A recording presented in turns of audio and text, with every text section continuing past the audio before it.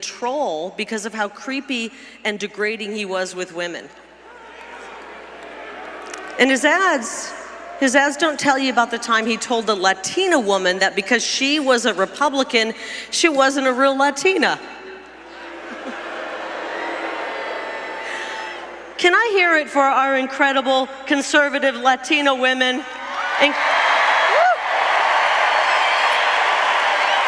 We got a house full. Including my daughter right down there. His ads don't tell you, frankly, about the most unforgivable act against a woman. When he walked out on his pregnant wife, when she was 9 months pregnant, days before she delivered their firstborn child, he served her papers and he ran off to sleep with a DC lobbyist. That's despicable.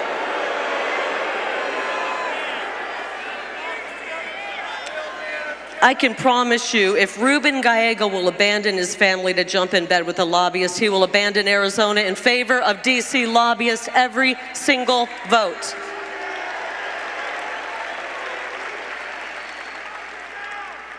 If his treatment of women isn't enough to keep him out of the US Senate, then his voting record ought to be. I want to talk about his votes. He supports open borders. He told donors, this is actually shocking, he told donors when it comes to the border, it's not his expertise. He called the border wall, which is keeping us safe in some areas, dumb and stupid. And he voted against the SAVE Act. That means he wants millions of illegals to vote in this upcoming November election.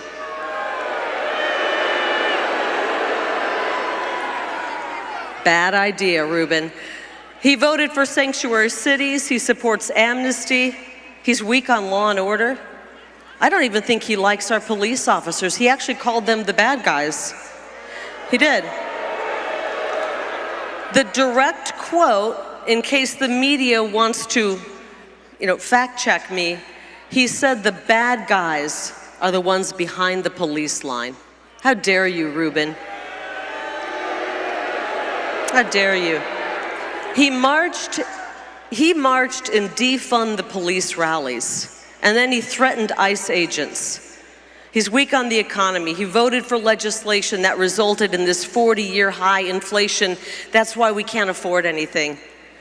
And when it came to the very short period of time that he worked in the private sector, he was a director for a bank that bilked immigrant families out of their life savings. At another company he worked for, under federal investigation during Ruben's time for Medicare fraud.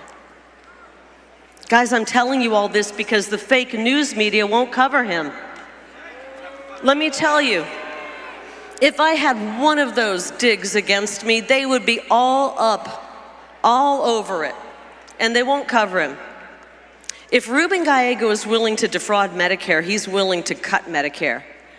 He ripped off our seniors before, he will do it again. I want you to know when it comes to Medicare and Social Security, our seniors paid into it and they lived up to their end of the deal. Uncle Sam needs to live up to his end of the deal.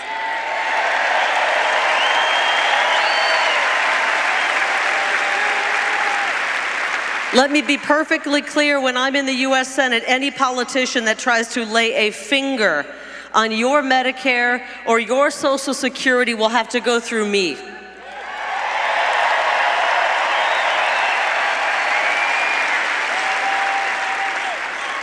And worse yet, they're gonna have to go through President Trump, and that guy's bulletproof.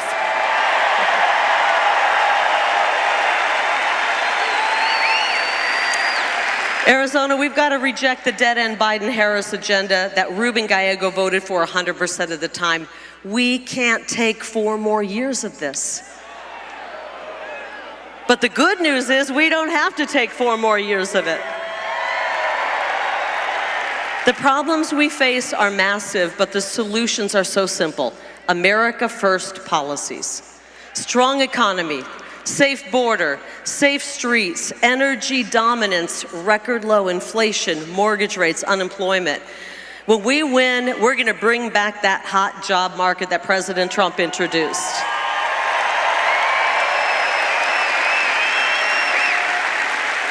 Frankly, the only people I want to see out of a job are the human smugglers, the drug smugglers, the child traffickers, the cartels, and I'd like to see the propagandists in the media on the unemployment line.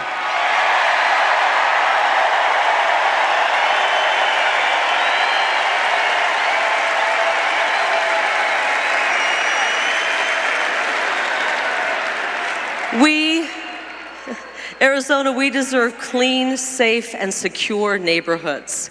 We deserve to be prosperous again, and our children deserve a shot at the American dream. And I'm going to be a little bit selfish right now. I'm not a career politician. I'm a mother of 2 beautiful children. My son is 19. Let's hear it for our boys.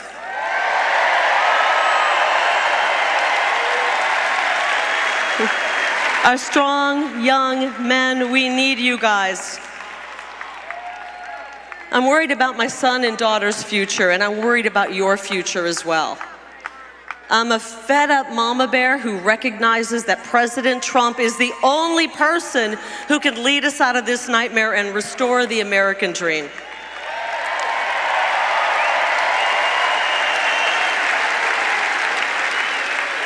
And that's why we elected him in 2016 and in 2020.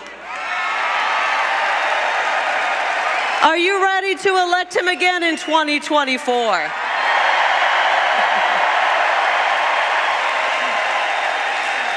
Arizona, vote Trump for president and Lake for U.S. Senate.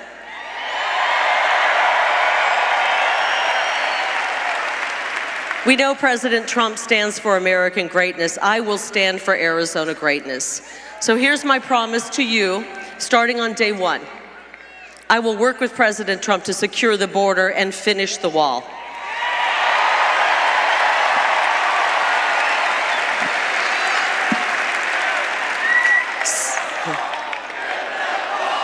That's right. That's right.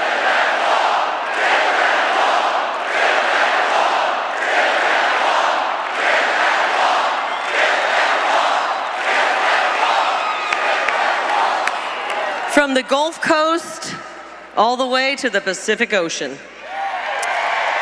16 million people have poured across our border during the Biden invasion. In order to save our homeland, we got to send them back to their homeland. We will begin the largest repatriation operation this world has ever seen.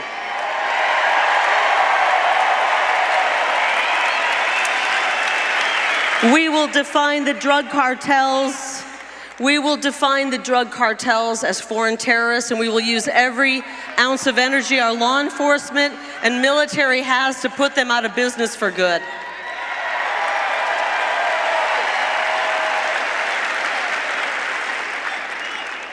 That's how we end human smuggling. That's how we end child sex trafficking. And that is how we end the scourge of fentanyl. The #1 cause of death right now for our young people is fentanyl poisoning. Too many sons and daughters and sisters and brothers and loved ones are being wiped out by these cheap counterfeit poisonous pills. 290,000 young people are gone under border czar Kamala Harris and Ruben Gallego. Gone. Under their reign of incompetence, we've lost a generation of young Americans. This is our future. This generation is our future, and we want it to be strong. So my message to young voters, and they're all over this place, I will be your biggest advocate in Washington, D.C. I will do everything I can to help you guys start a family, own a home, and live the American dream. I have one favor to ask you though. I want you guys, when you think of that American dream, to dream big, really, really big, okay? Because the future is going to be bright. The future coming your way is going to be very, very bright. Now,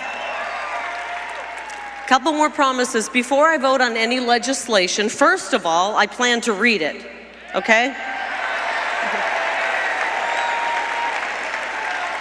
And then I'm going to ask myself a few questions. Will this make Arizona safer, stronger, more affordable?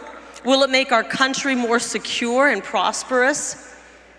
And is it constitutional? And if the answer is yes, yes, yes, yes, and yes, then I'm going to vote yes for it. It's pretty simple. I will support legislation that calls for the death penalty for any criminal who kills a police officer in the line of duty.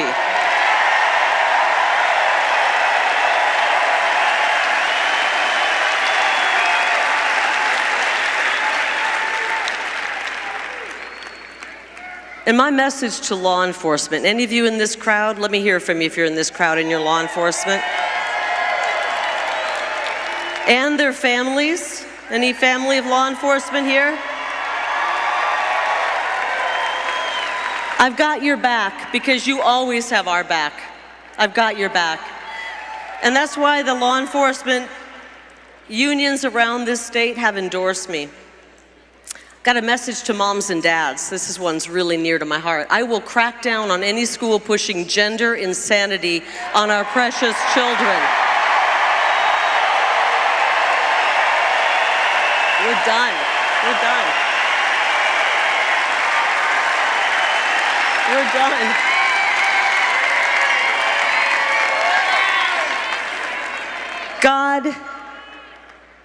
God did not put our kids in the wrong body.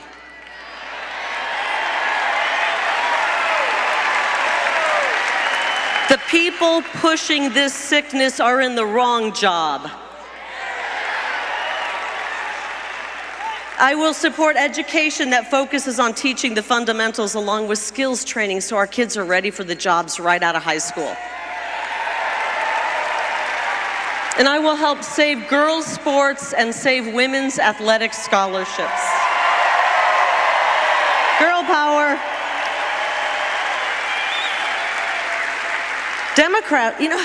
Democrats always say, trust the science. Well, I do, and the science shows there's only two genders.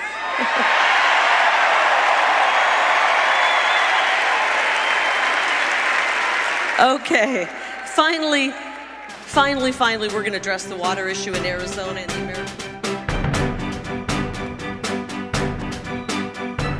Hey, folks, I didn't want to rain on Kari Lake's parade, but we probably got a couple of minutes before President Trump makes his way out onto the stage. Supposedly tonight, and we're all anticipating and awaiting this with Robert F. Kennedy Jr. If you missed the announcement earlier today, I'm going to catch you up on the magnificent, unprecedented, historical events of the day. It's Mike Church here live with you on the Crusade Radio Network here on a Friday. Yes, we are in the O to the T today, working overtime. Broadcast number 5 for us here today. Let me take you back to the beginning of the day. We recapped the supposed acceptance speech or coronation of Comrade Kamala last night at the Democrat National Circus here. I called it an act of human alchemy. This is taking something, a creature, and trying to transform it into something that it isn't. And the fact that Comrade Kamala and Tampon Tim and the Tamponettes are nowhere to be seen today after their supposed glorious triumph last night on the stage at the DNC. And I was wondering out loud about this earlier today. Why didn't you hit the campaign trail today? If there's all this enthusiasm and so many people want to see you and meet you, and I just want to touch the hem of her garment like she's Jesus. Well, then why isn't she out there giving the public and the adoring public, or the population and the adoring public, supposedly what it is that they want? It's probably because it's not what they want. And when this dope wears off, the high that Beyonce was supposed to be there, and that you got to watch Pink and all the other Hollywood leftists that got up there and cracked jokes and sang songs and what have you, when all of that dopamine wears off and you got to deal with the reality of the crap show that Harris and Biden have been presiding over the last 3.5, nearly 4 years now, all that stuff that was said last night about girl power and God Mamala and all that stuff's not going to mean anything to anyone. Their media injection of $2 billion is all that they have. The candidacy of Harris is all, the actual candidacy now is all that they have. They don't have anything else. They have no economic policy. They have nothing to turn to as far as, well, we're going to do this. You know why? Because they're already in control, and now this is a save Biden's privates. Little take on Saving Private Ryan. This is saving Biden's privates now. From now into November, the only thing that can be done is to try and save whatever millions of dollars the Biden regime, the Biden crime family, the Obamas and the Clintons have pilfered out of the federal government. Hide it wherever you can. Start burning papers. Do a Hillary. Take the hard drives. Put a mall to them. Do all the things that you got to do to get rid of all the evidence, because the only thing that is now left is to pillage everything that you can. Take it all. So that when Trump goes back to Washington and the reparation begins, there is an actual crap show, physically speaking, even in the actual visage that is the White House to repair. Let me just check in on the audio here. Okay, I'm just waiting for Trump to arrive. What I want to do now is I want to recap what happened after the nothing burger that was Kamala last night. And then, you know, when the media runs out of ammo, dude, they're hitting their guns and it's click, click, click. Wait a minute. Like, where's our, like, bulletin stuff? Well, where everybody's supposed to, like, be falling over. Oh, Kamala. Instead, today, the American people actually met Robert F. Kennedy Jr. So profound was RFK Jr.'s impact today. They know they're screwed. The Kennedy family released this earlier today, basically throwing their own kin under the bus. Here it is. Carrie Kennedy. I am sharing my personal statement that my family and I have made in response to my brother's announcement. We want an America filled with hope and bound together by a shared vision of a brighter future. A future defined by individual freedom, economic promise, and national pride. We believe in Kamala Harris and Waltz. Our brother Bobby's decision to endorse Trump today is a betrayal of the values that our father and our family hold most dear. You mean the father that was killed by Biden's deep state? Is that the one that you're talking about here? It is a sad ending to a sad story. Kathleen Kennedy Townsend, Courtney Kennedy, Carrie Kennedy, Chris Kennedy, and Rory Kennedy. This is, you know what? Let me tell you, Kennedy's, what's really sad. The really sad thing is that your uncle or your brother or your cousin or your nephew or whoever Bobby is to you got up today and told the truth, poured his soul out to the world. And amongst the things that he said, I just wanted to play this clip for you. All right, they're playing a Trump video. This is near the end of RFK Jr.'s just brilliant introduction of why he turned away from the Democrats, why he became an independent, why he continued to run, and then how he and President Trump ultimately were put together. And it was by Callie Means, Dr. Casey Means' brother, Callie Means, is working for the Trump campaign. He's advising them on food and agriculture and medicine policy. And Callie Means went to President Trump after he survived the assassination attempt and said, I think I have something big for you. I wonder if you might talk to my friend RFK Jr. And President Trump said, sure. And then Callie Means called RFK Jr. and said, hey, I talked to President Trump. He's interested in talking to you. Do you want me to make the connection? And they did make the connection here. Well, you know what? Trump's here. Hold on. Let's go live to the stage here, folks. Well, I can't play. If I play Lee Greenwood, then YouTube bans the video. So let me instead play Bobby Kennedy from earlier today. I mean, he will follow through. His son, prayer, the through hard-nosed logic, and I asked myself, what choices must I make to maximize my chances to save America's children and restore national health? I felt that if I refused this opportunity, I would not be able to look myself in the mirror, knowing that I could have saved lives of countless children. He's crying. And reversed This man is country's crying. chronic disease epidemic. I'm 70 years old. I may have a decade to be effective. I can't imagine that President Harris would allow me See the or tear? See the anyone tear on the right eye? to solve these dire problems. After 8 years of President Harris, any opportunity for me to fix the problem will be out of my reach forever. President Trump has told me that he wants this to be his legacy. I'm choosing to believe that this time he will follow through. His son, his biggest donors, his closest friends, and all support this objective.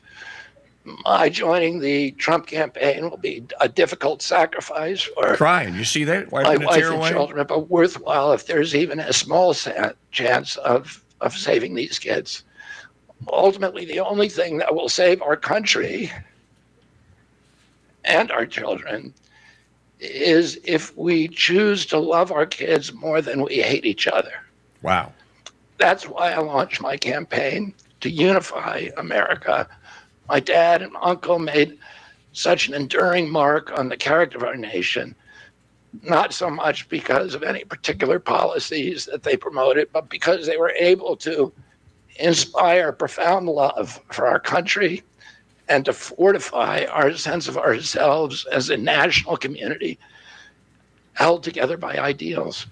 They were able to put their love into the intentions and hearts of ordinary Americans. Okay, going to go live to the stage now. I encourage you to watch the rest of that clip from Bobby Kennedy. This is live in Glendale, Arizona. Mike Church here with you on the Crusade Radio Network. We anticipate that RFK Jr. is actually here, and he's going to get introduced officially tonight. Huge events, folks, historical events. Well, thank you very much, and a very big hello, Arizona. Hello, Phoenix.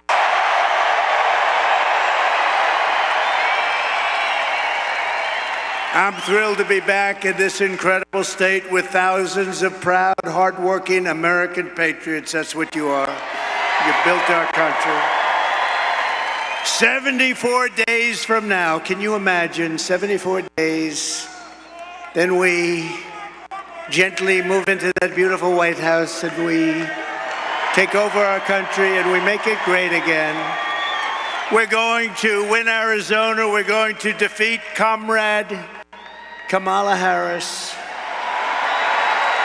And we're going to win back our beautiful White House. We're going to win it back. We're going to win it back in record force. Everyone here tonight is part of the greatest political movement in the history of our country. You know, this is the greatest political movement. It's called Make America Great Again.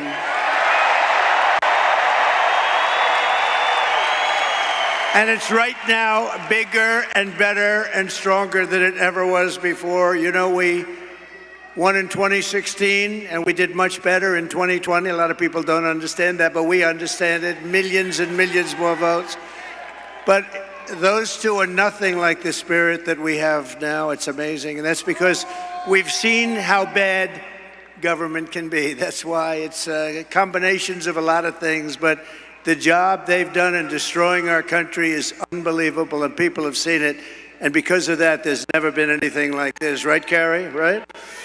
Our movement is not about Democrat versus Republican. It's about patriotism and common sense. We have a common sense. We're the party of common sense. You say what you want. Nice to say conservative, but really, we're the party of common sense. We want fair elections, free elections. We want strong borders. We want a great military. We want great education. We want a nice home at low interest rates or low taxes and no regulations.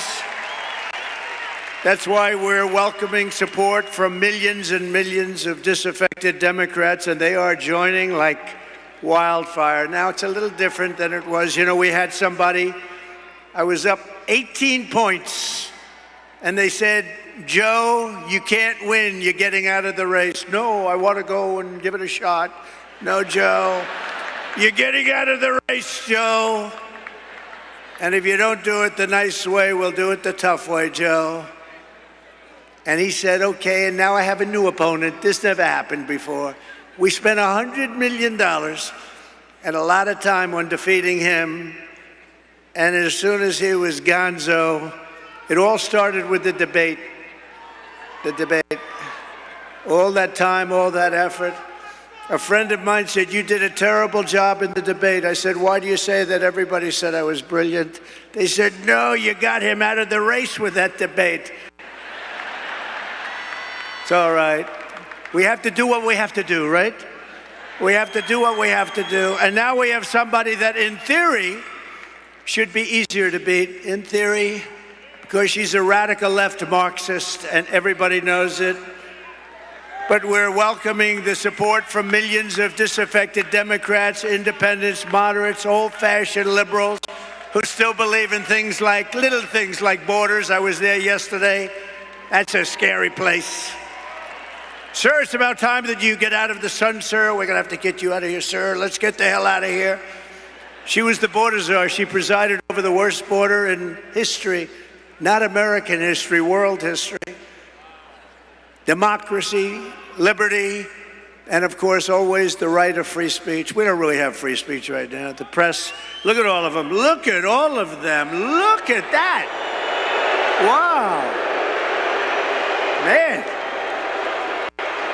That's a lot of press. That's a lot of fake news. That's a hell of a lot of fake news. Gone forever is the old Democratic Party of FDR, JFK, and that's right, even Bill Clinton.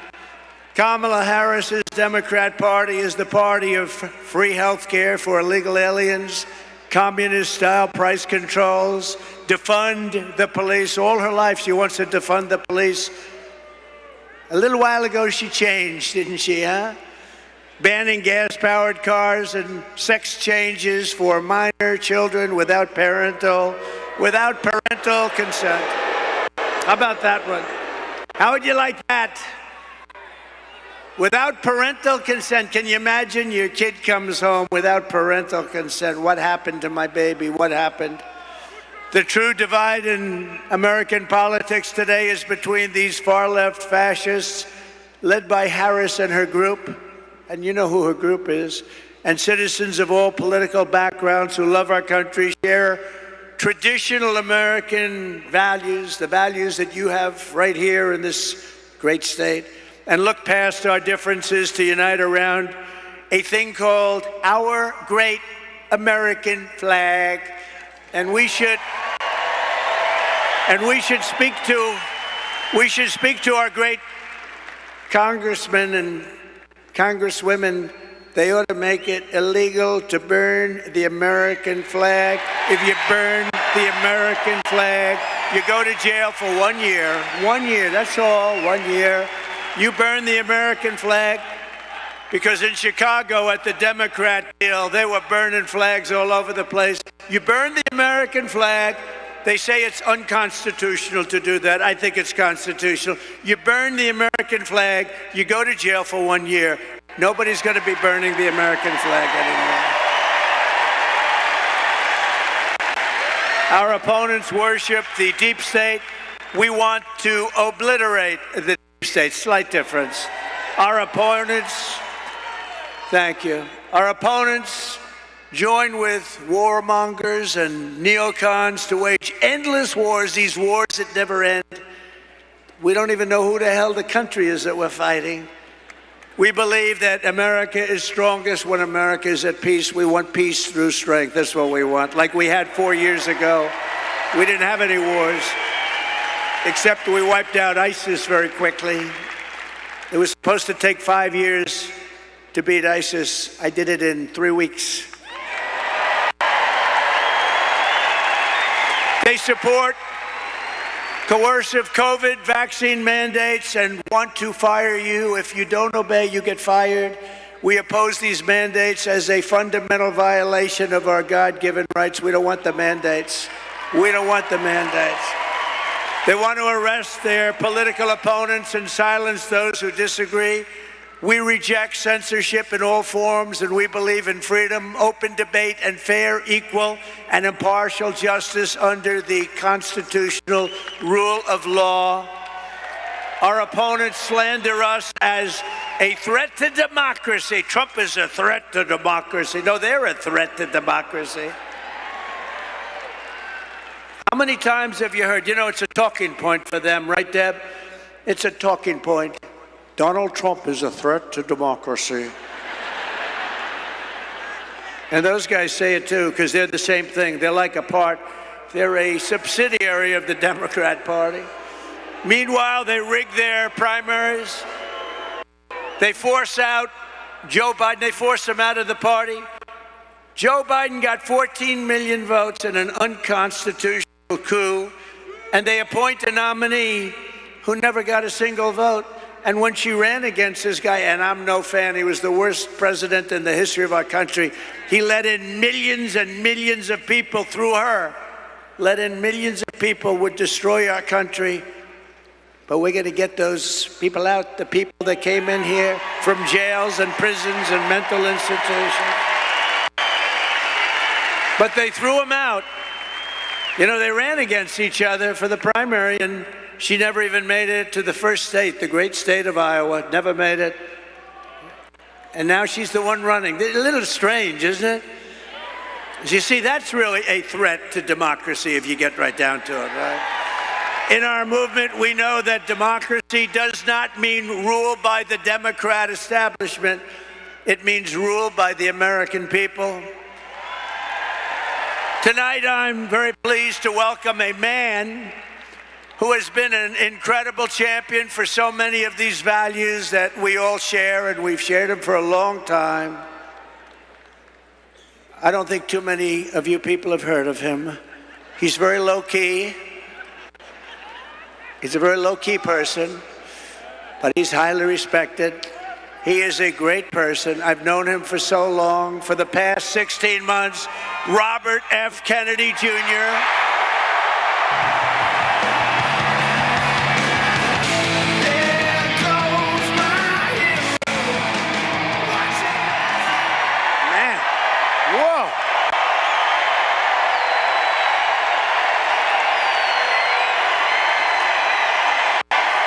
And he deserves it. He deserves it. Folks, Mike Church chiming in here.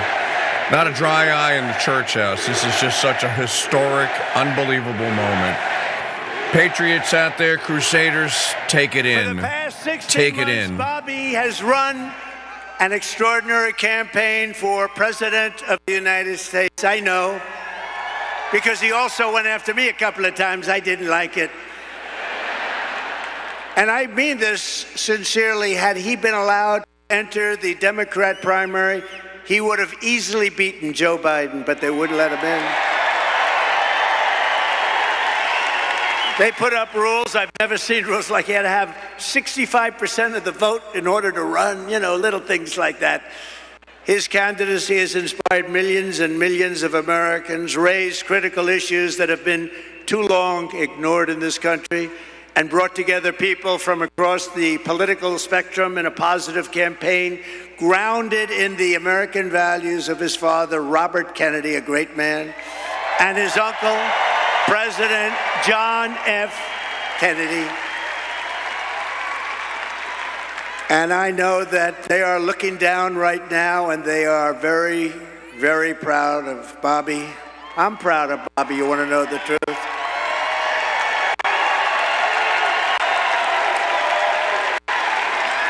And I don't think I've ever introduced anyone that got applause like he just got. I must tell you, I don't think it's true. I don't think I've ever introduced anybody that got applause like that.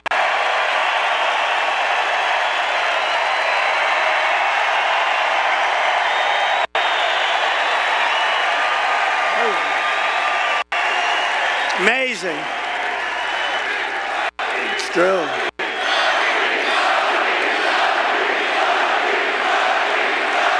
Amazing.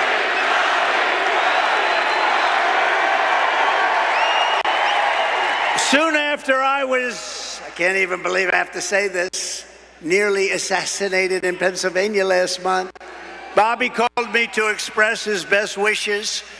He knows firsthand the risks incurred by leaders who stand up to the corrupt political establishment. When you stand up, you bring on some trouble for yourself, but you have to do what's right. You have to do what's right for the country. I will tell you, we are both in this to do what's right for the country. That's one thing I can tell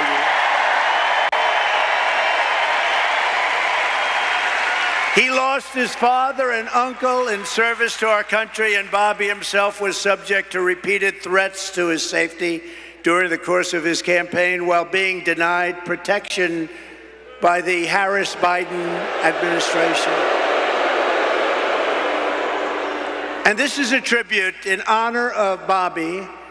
I am announcing tonight that upon my election, I will establish a new independent presidential commission on assassination attempts. And they will be tasked with releasing all of the remaining documents pertaining to the assassination of President John F. Kennedy,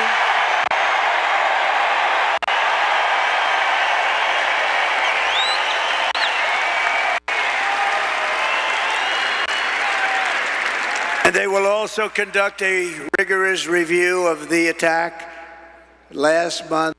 But I tell you, I have never had more people ask me, please, sir, release the documents on the Kennedy assassination. And we're going to do that. And I also want to salute Bobby's decades of work as an advocate for the health of our families and our children.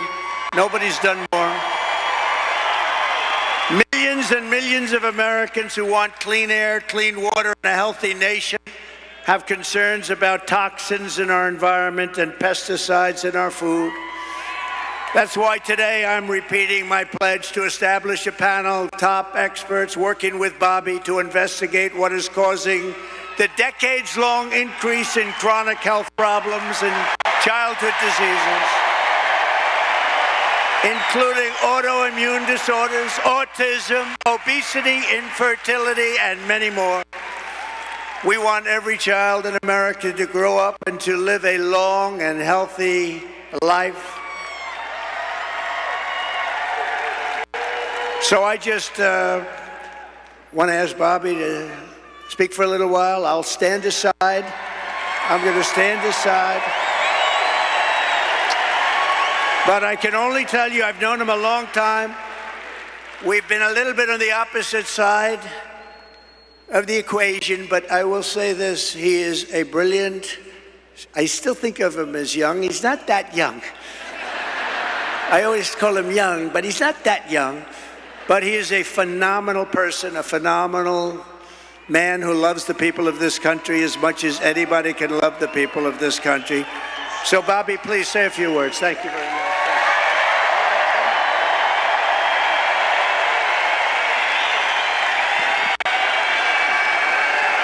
Thank you.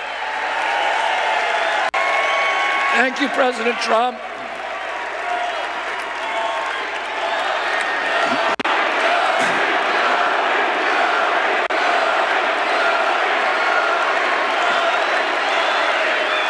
Thank you.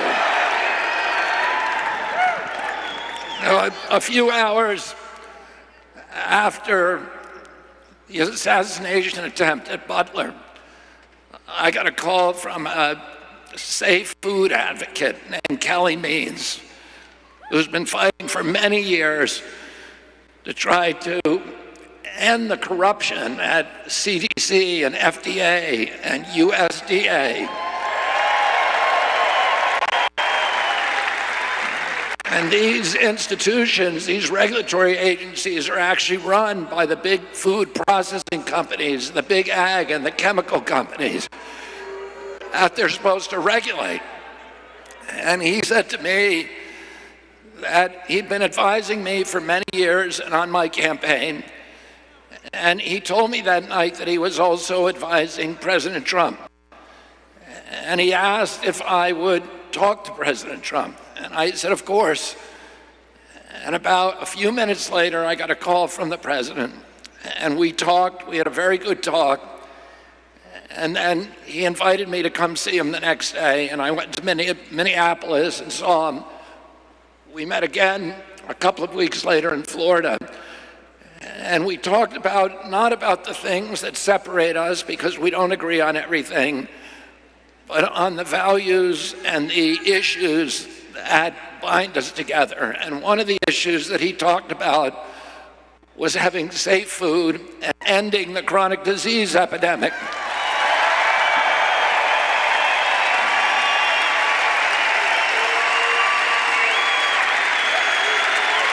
Our children are now the unhealthiest, sickest children in the world. Don't you want healthy children? And don't you want the chemicals out of our food? And don't you want the regulatory agencies to be free from corporate corruption? And that's what President Trump told me that he wanted. He also told me that he wanted to end the grip of the neocons on U.S. foreign policy.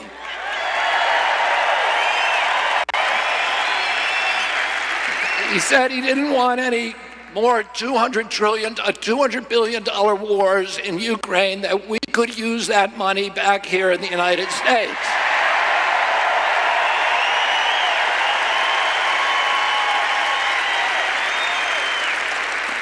And the best way to build a safe America is to rebuild our industrial base and rebuild the middle class in this country. And don't you want a president who's going to get us out of the wars and who's going to rebuild the middle class in this country?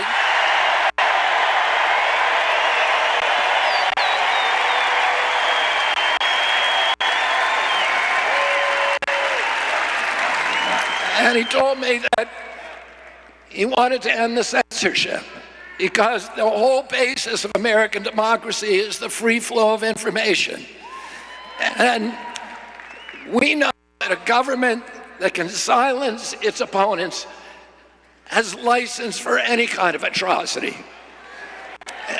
And can you think of any time that you can look back in history and say that the people who were censoring were the good guys?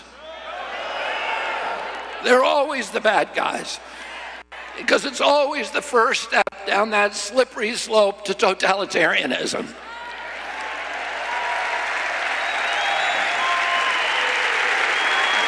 And don't you want a president who's going to protect America's freedoms?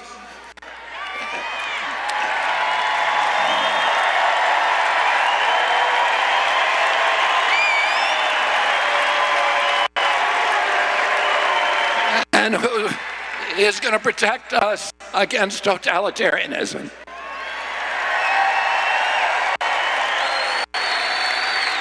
And I want to ask you again, don't you want a safe environment for your children?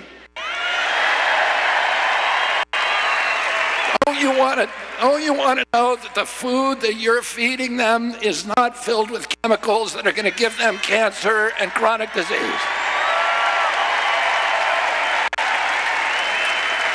And don't you want a president that's going to make America healthy again?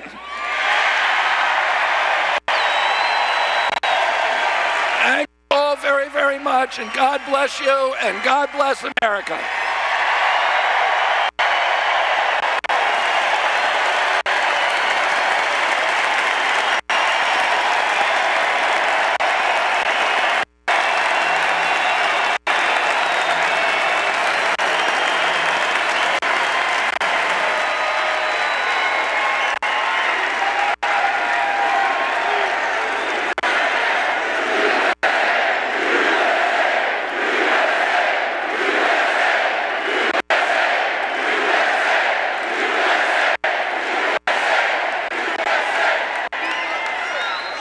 Wow, that was something, huh? That was something.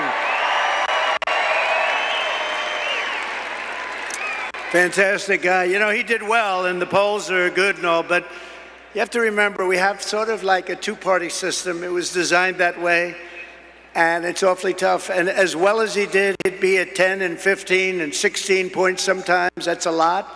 That's a lot. But if he were in a regular system, like as a Democrat or perhaps as a Republican, but not against me, of course.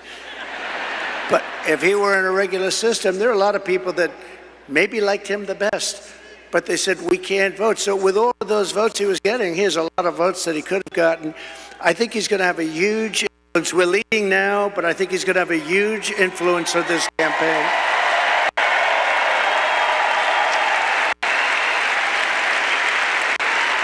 Actually, much bigger than you'd see in the polls, and those numbers are big to start off with, but Bobby and I will fight together to defeat the corrupt political establishment and return control of this country to the people. And all who supported Bobby's campaign, I very simply ask you join us in building this coalition. It's a beautiful coalition in defense of liberty and safety, prosperity and peace. It's going to be an incredible coalition, and the relationship has been so good for so long. I have no doubt it's going to work and work well. But we have to win. We have to take our country away from these people that are going to destroy our country. We won't have a country left. So thank you very much. We need your vote. As you all know, this week the Democrats held their convention. You probably saw it, their party. The media says the big message from their convention was that we need to turn the page from the failures of the last 4 years. Do you believe it? They forgot. They've run it for the last 4 years. She was saying last night, we will stop the abuse. We will stop the high taxes. I said that you could have done it 3.5 years ago. In fact, you could leave that nice auditorium that you're in and go to the White House right now. You want to have a strong border? All you have to do is say to the incredible Border Patrol, ICE, law enforcement, close the border now. You don't need bills. I did it. And we had the best border in history. Put up that chart. Put it up. That chart. I love that chart. I love that chart. Put it up. But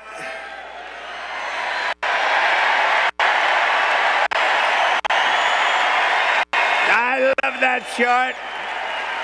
Not everybody realizes, but that chart is very meaningful.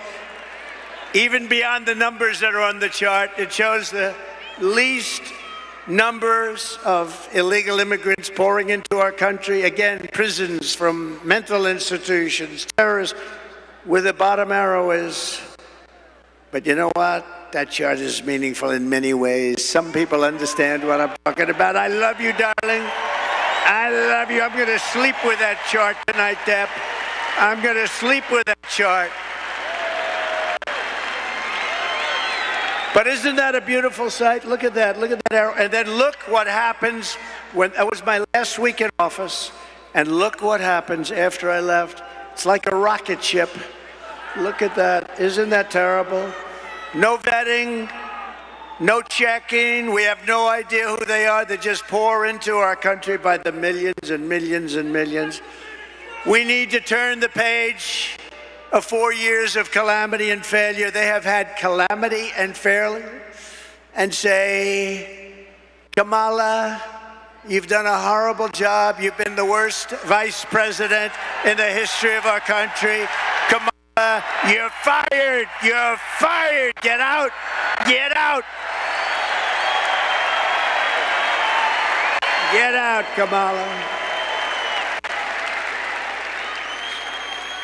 She's the only person ever to get a nomination of a party without getting one vote. She didn't get one vote. Hey, maybe she's smarter than we think. You know, you could look at it that way. As Vice President, Kamala cast the deciding votes, causing the worst inflation in decades, costing the typical American household $28,000. Think of this, higher prices. It was inflation $28,000. As border czar, she flooded America with savage illegal alien criminals who have been raping, pillaging, and killing our cities and our towns. 3 years ago this week, she was the final vote on the catastrophic Afghanistan withdrawal. And we were withdrawing, but we were going to withdraw with dignity, with grace, and with strength. We would have been out faster, but we were going to keep Bagram. But that was the most embarrassing event in the history of our country, leading to horrific war and humiliation all over the world. When Putin saw that, he invaded Ukraine. It brought a lot of people back because they said the United States is run by incompetent people. The United States is no longer respected. It's no longer strong. That's what they said. A lot of these things that you're seeing now wouldn't have happened except for the horrible, horrible event of Afghanistan. You know, I was dealing with the leader of Afghanistan, Abdul, and I said, Abdul, you can't kill our people. He was killing our people. I had a strong talk with him. I'm not going to get into it exactly. We went 18 months without one soldier being sniped at or shot at. Not one soldier injured or killed. And then we had a tremendous election where we did probably 10 or 12 million more votes than we got the first time. You know, most presidents don't get as many votes the second time because people get bored, but they don't get bored with me. They get bored. No, they get bored. Like Barack Hussein Obama got far fewer votes the second time, and he won. He won. Have you heard of him, Barack Hussein Obama? Remember Rush Limbaugh? Barack Hussein Obama. He was nasty to me. You know, he was nasty. Michelle was nasty. They're all nasty. Nasty people. They were very nasty. I was surprised. I thought he was... And I was sort of nice to him. I said, no, you know, I like him. Good. It didn't matter. They were nasty to me. And, of course, last night, Kamala mentioned my name, I think, 21 times. She didn't mention the border. She didn't mention inflation. She didn't mention anything but my name over and over and over again.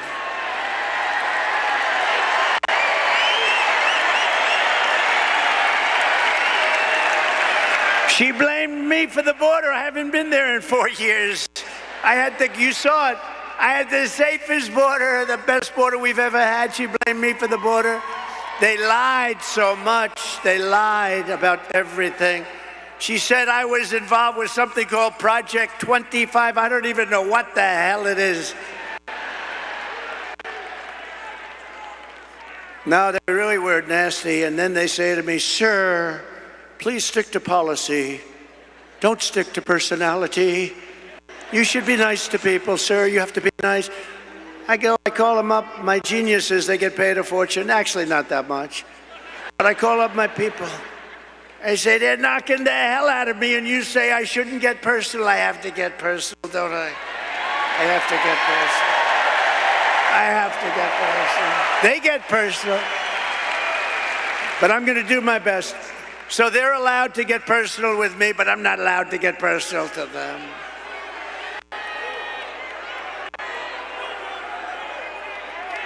They call me names that are so bad. Our great First Lady says, but you're not that way, darling. They love our great First Lady, I will tell you that. They do. But darling, you're not that way. I said, I know that.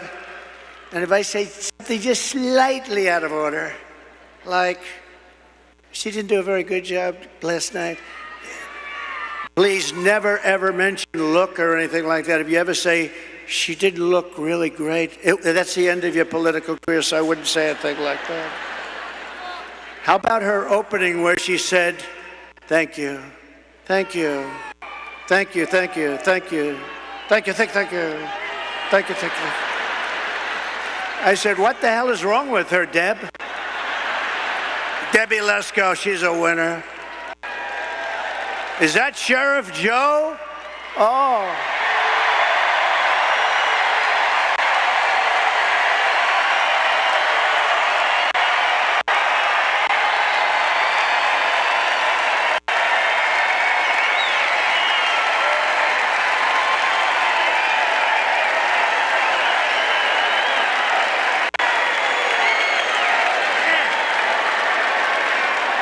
That's Sheriff Joe. Look at that. A legend. You know, Sheriff Joe's looking at these clowns where they have no idea what they're doing, where people come in by the millions. He had nobody come in. Remember, he dressed everybody in pink. Remember that, right? Is that right, Joe? They had to dress in pink. I mean, it wasn't the worst thing. It wasn't bad. I mean, you know, you got a lot of killers that had to dress. But pink underwear, pink undershirt, and a pink outfit.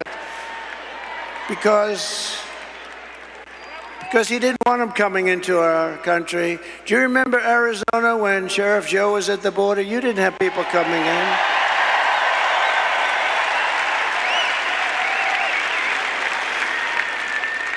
I think for the 1 year he had one person come in, but they got him.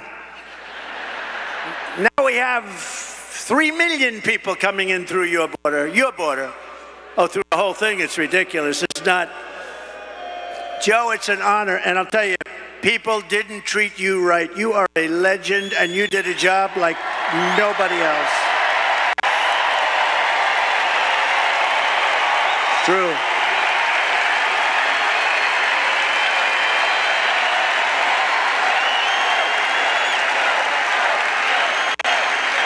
Great going, Joe. And we love your wife.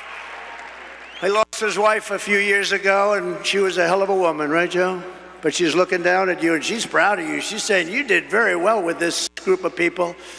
But I've known you for a long time. There was nobody like him. He understood the border better than anybody, and he ran it fairly. He ran very fair, but he ran it strong, and they respected him. They didn't even try.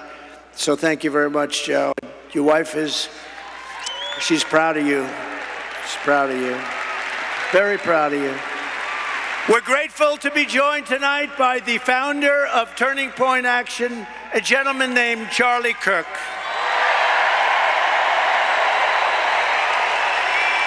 Thank you, Charlie. What a job he does. I said, Charlie, do me a favor. We got this thing won, but do me a favor, make sure they don't cheat. The only way they can do anything is if they cheat like hell, and we've been victims of that. Make sure they don't cheat, Charlie. We don't need the votes. We just want to make sure that they don't cheat. Hello, Sheriff. How are we doing? How are you guys doing? Good. Thank you. We need every sheriff to get over there, every law enforcement official, because we got the votes. We got to make sure everything's on the up and up. Charlie and his team of people, I mean, he's got hundreds of thousands of young people. It's actually quite discriminatory. Charlie, have you ever been sued by old people for not accepting them? He's got the youngest looking group of people, and they're warriors. They're unbelievable. The job Charlie has done is incredible. Thank you, Charlie.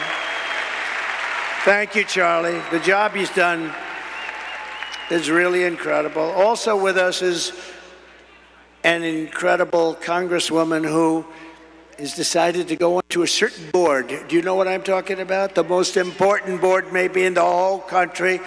And she's going to make sure everything's on the up and up. Debbie Lesko. Debbie, thank you, Congresswoman. Thank you, Debbie. You make sure, Debbie. She just won a big election by a massive. Well, you won that election easy.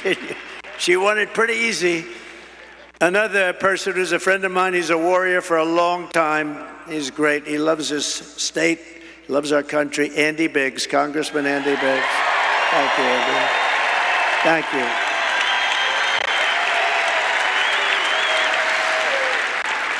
And two other warriors, a young one and a little bit older one, but boy, they are tough. You don't get tougher than Eli Crane and Paul Gosar. Paul Gosar.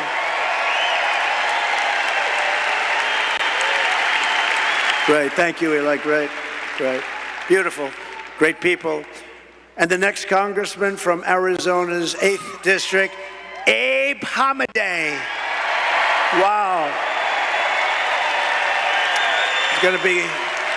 He's going to be good for a long time. He's a young gentleman. Great, Abe. Great job. Great job. Great heart. He went through a tough one.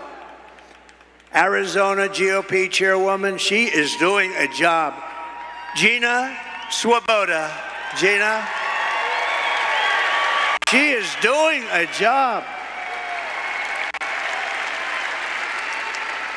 And a very good friend of mine, the next senator from Arizona, I really believe this. Look, she's running against, we don't have to do a big, I was going to bring her up. I was going to say, come on, Carrie, speak. But she just spoke for half an hour. What the hell am I going to do here? But I will tell you, she's running against a guy who's a rubber stamp for, it used to be Biden. Now, who the hell knows? I don't even know. Do we know who it is? Who a rubber stamp for somebody. But Ruben Gallejo is horrible. He's an open borders maniac. He's a defund the police maniac. He shouldn't be allowed to even run in this election against her because Carrie Lake is incredible. She's incredible. She's tough. She's smart. She's got heart.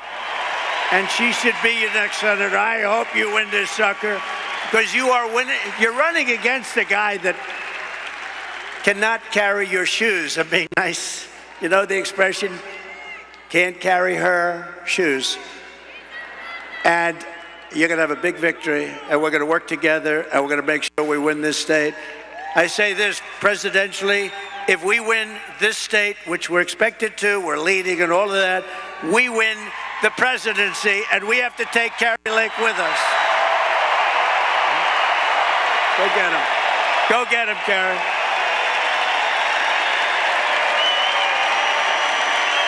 Go get him, Carrie.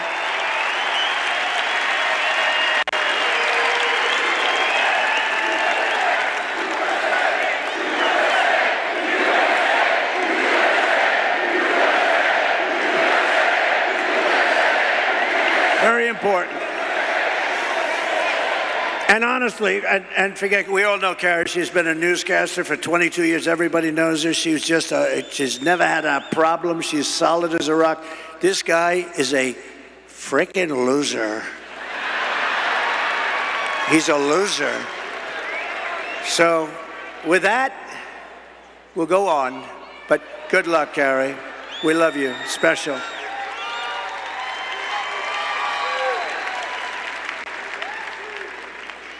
Since Democrats didn't talk about Kamala's horrendous record last night, we will. For nearly 4 years, Comrade Kamala Harris, I use that term, I don't know if it's good. Is it good or not, tell me? Let's do a poll. Let's do a poll. I love these free polls.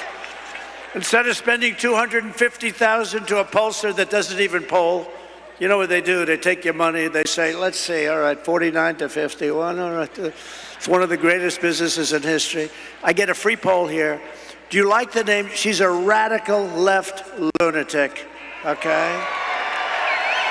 She's a defunder of the police. She wants to defund all the things that we talk about. Do I call her Comrade Kamala Harris or do I not? Ready? Ready? What do I do there? You tell me. You could tell me better than anybody. Okay, ready? I'll say yes or no. Yes.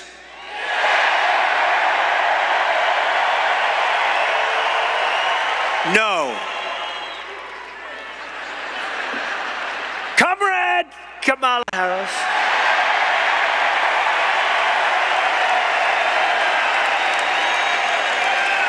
Has overseen a nation-wrecking border invasion. This is a nation-wrecking. It's an invasion. You know, one of the ways I built hundreds of miles of wall. I was there yesterday. I looked up and down. I said, man, I built a lot of wall. And we could have put up 200 miles more. but they didn't want to do it. And that's when I said, you know, I think they really want open borders, but we built much more wall than I said I was going to build. And you couldn't see the end of it yesterday. You couldn't see the end. We had a news conference, but it's a dangerous area. It's a dangerous area because of her, because of him, but he put her in charge, you know, whether she's borders are, and that's what she was called. Only recently did she say she doesn't have that. But you know what? She has been the worst manager, and the Border Patrol never even saw her. They never even met her. She's in charge of it. They never even met her. And you suffered the price. She's allowed at least 20 million illegal aliens into our country, including millions and millions of unvetted fighting-age men from 159 countries. You know, it's no longer just South America. They come from Africa, the Congo. They come from a lot of coming from jails in the Congo.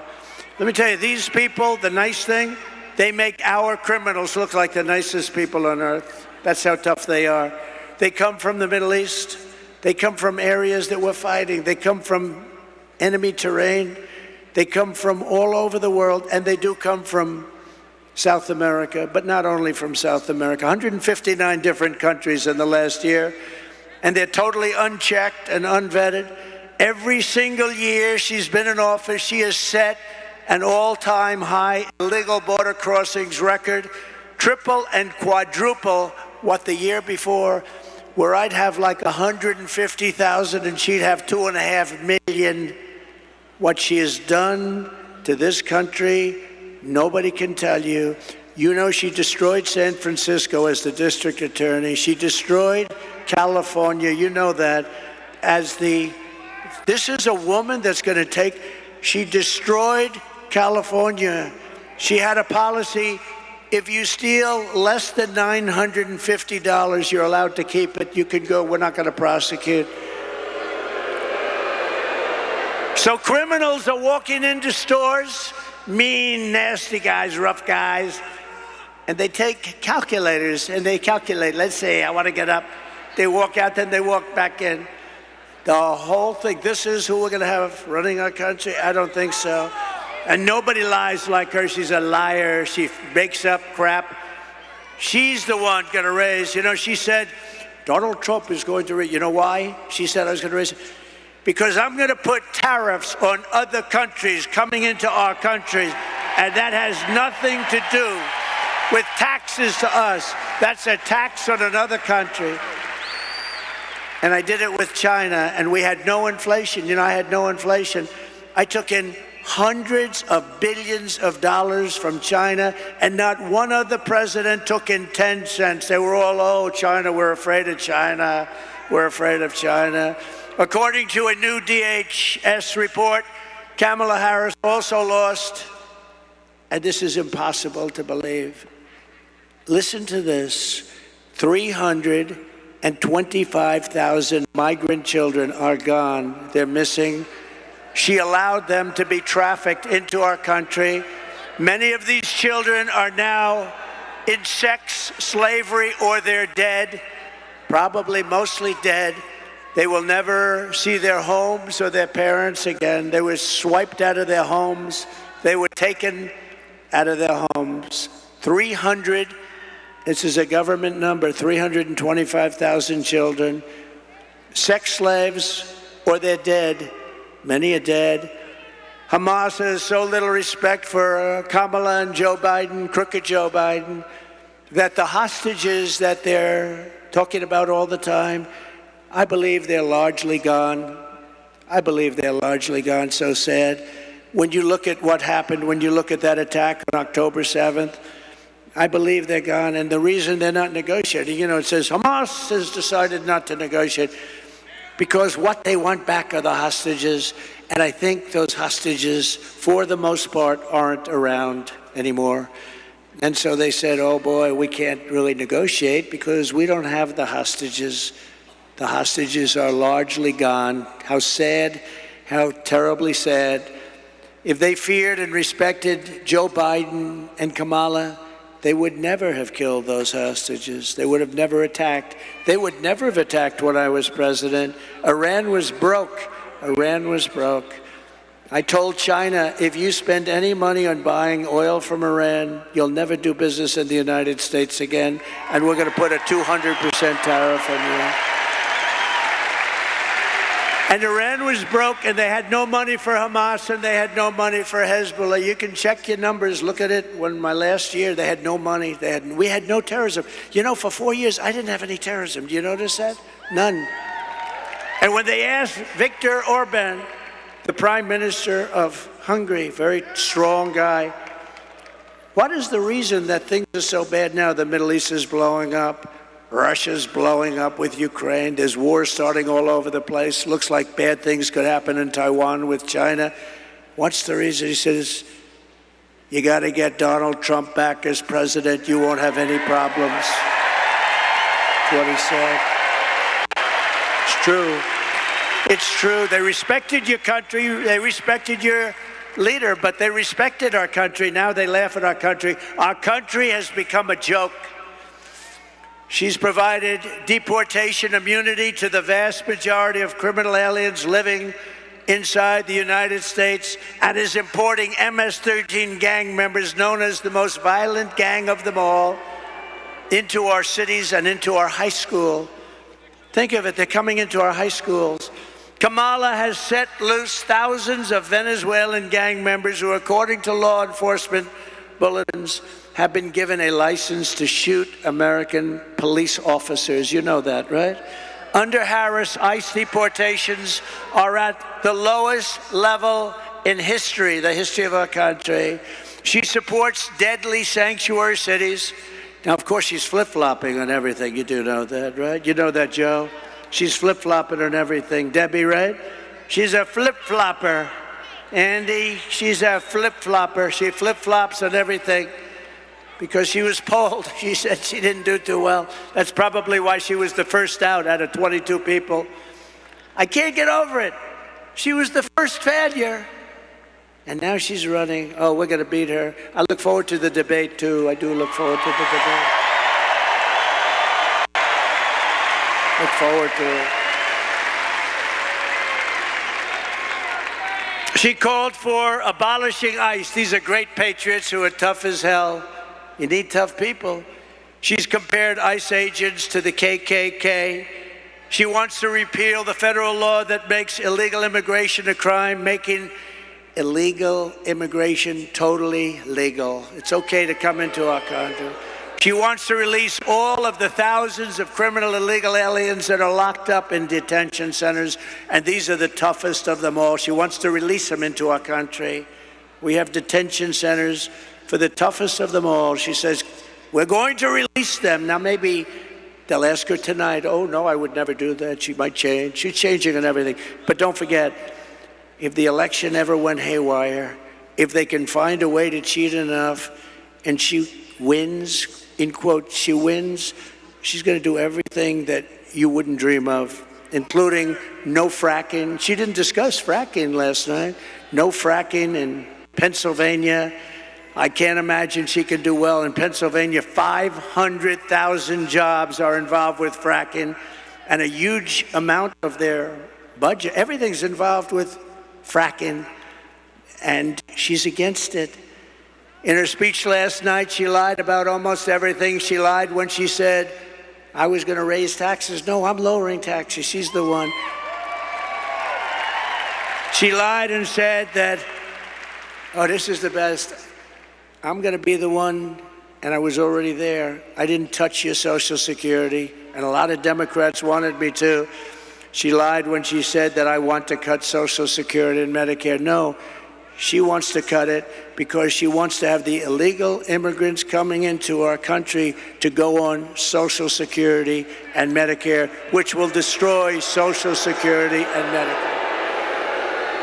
It's Kamala Harris who cast a tie-breaking vote to cut Medicare by $266 billion. She cut your Medicare, remember this, by $266 billion, and then promised mass amnesty last night to 20 million illegal aliens and make them American citizens, which will absolutely obliterate your Social Security and your Medicare, ultimately leaving those programs bankrupt and our seniors desperate and poor. And remember, when you talk about all of those hundreds of billions of dollars, you know what she's putting that money into? The Green New Scam. She took it out of your Medicare. She's putting it into one of the greatest ever, one of the great voices of sport. Stand up. Let's see if anybody knows who the hell you are. Good job. He's a good man. He's done a good job. But she took it out and she wants to put it into, she put it into the Green New Scam. She said the border was safe under her direction. You know, they're the party of disinformation and misinformation. They'll say something 100 times. The border was safe. Did you see last night? The border's safe. The first time she said that was about 2 months ago, and she went like this. The border was safe. She started choking. Horrible. They are the misinformation, disinformation. They lie. They keep saying the same untruth over and over again. And you know, you're not like in my business. You're not in this political business like these people. You're in other things. You're lawyers and you're carpenters and you're electricians and you're drivers and you're doing a lot of things. By the way, no tax on tips. Remember that? No tax on tips. No tax on tips. She tried that one, and yet in Congress right now they have bills to destroy people that don't. Do you see what's going on? It'll never happen with her. It's guaranteed to happen with me. No tax on tips. But actually, it's the most dangerous and unsafe border anywhere in the world. There's never been a border like it. No country ever. If a country had a border like that, they would fight with sticks and stones if they had to keep the people out. She believes that if you say things enough over and over again, even if they're stone cold lies, like Project 25, he believes in, I don't even know what the hell it is. I know it's a group of people that got together and they're slightly on the conservative side. And it's unbelievable what they do. It's really unbelievable. She would destroy our country. If she was ever elected, our country will go down the tubes. We'll be in a depression like 1929. We will not have a country any longer. Yesterday, I was at the border with the victims of Kamala's migrant crime wave. One of them is here with us tonight. Michael Morin is the brother of Rachel Morin, who you know about. Rachel was a cherished 37-year-old mom of 5 absolutely incredible children, beautiful woman. Last summer, Rachel was out on a run when she was brutally raped and murdered by an illegal alien who was led into America by Kamala Harris. Let her in. Said, let her in. The animal who committed this heinous crime first killed another woman in El Salvador before walking across the open border. Just walked right in, no problem. He then attacked a 9-year-old girl and her mother in a home invasion in Los Angeles before murdering Rachel in cold blood. Michael, I promise you, in Rachel's memory, we will stop this invasion and we will keep these savage criminals the hell out of our country. Thank you, Michael.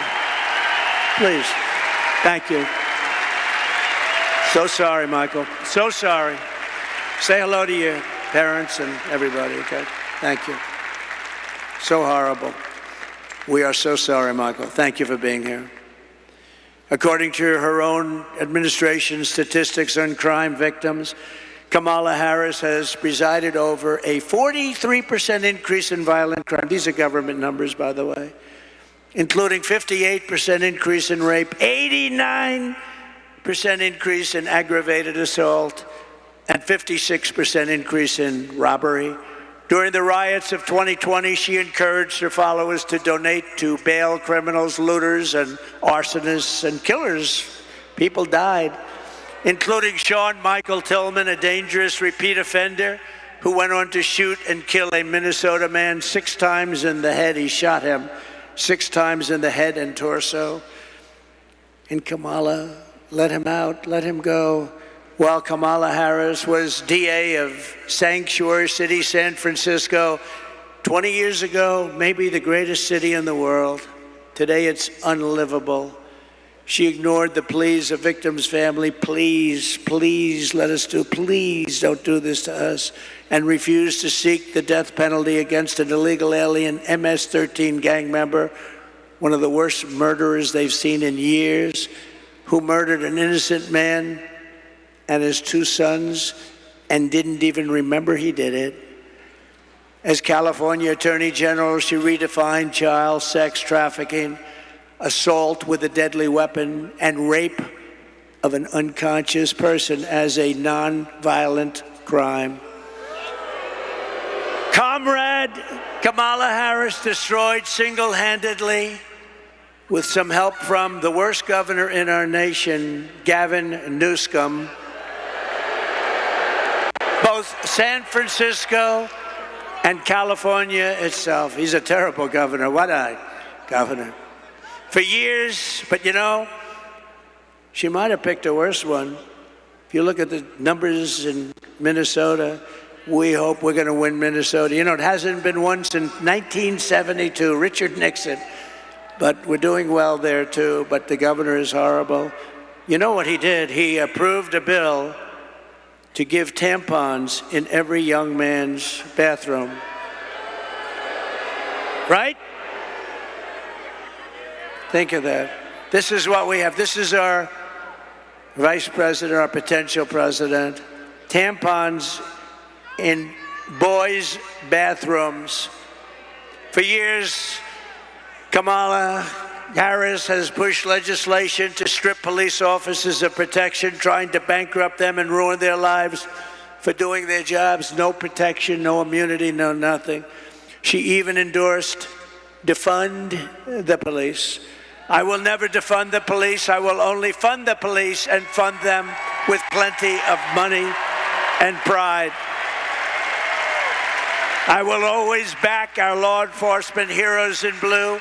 We are pleased to be joined tonight by the president of the Arizona Police Association, Justin Harris. Oh no, he's not a relation. Justin, are you a relation? Last name is Harris, spelled the same. I'm very concerned about this. I'm not really. But Justin Harris is a great gentleman who has a special announcement. Justin, would you please come up? Thank you.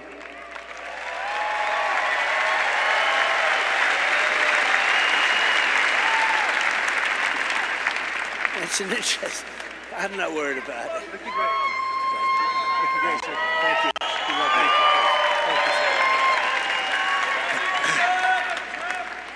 Well, good evening, everyone. I'm a little concerned about that illegal immigration chart you put up there. Was that a spike in immigration or the inflation? Sort of both. Kind of both, right? Wonderful job those Democrats are doing. My name is Justin Harris. I'm a veteran police sergeant here in Arizona with 25 years of experience in service.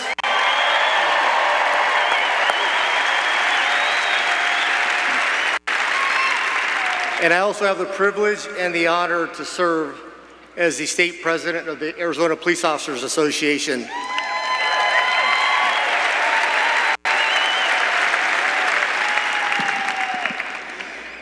The Arizona Police Officers Association is the largest law enforcement association in the state of Arizona, and we represent over 12,000 law enforcement professionals, the men and women that currently serve in our communities each and every day at the local, county, state, and federal law enforcement levels. We cover the entire state. And on behalf of the Arizona Police Association, we are proud to welcome President Trump to the great state of Arizona.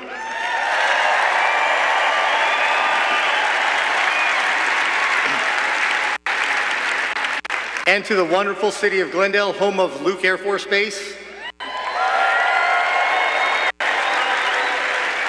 Folks, these men and women in Luke fly those beautiful F-16 Fighting Falcons of the 309th Fighter Squadron and those beautiful, beautiful F-35 Lightnings.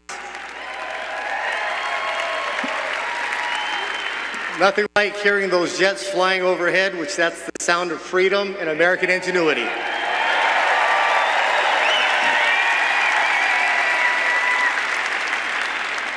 Also a special thank you to the Glendale Mayor, Jerry Wires, and the entire City Council. for their unwavering support and advocacy for our police officers, active duty military, and our veterans. You're not going to find stronger advocates for our military, our veterans, and our police officers anywhere in the world other than Glendale. Thank you, Mayor and Council.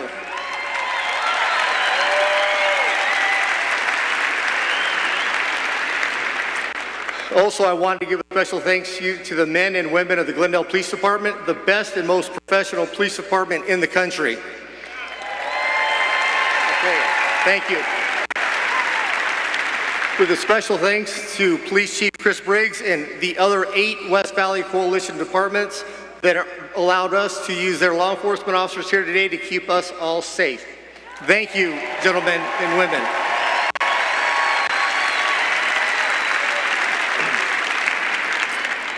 Law enforcement today is perhaps the most complex occupation on earth. It's an honorable profession of service and commitment to others, those who step in the gap between good and evil and to protect our communities, and we do so knowing the risk. Officers are required to make split-second decisions under the most uncontrolled, chaotic, and stressful situations, often at great risk to their own personal safety.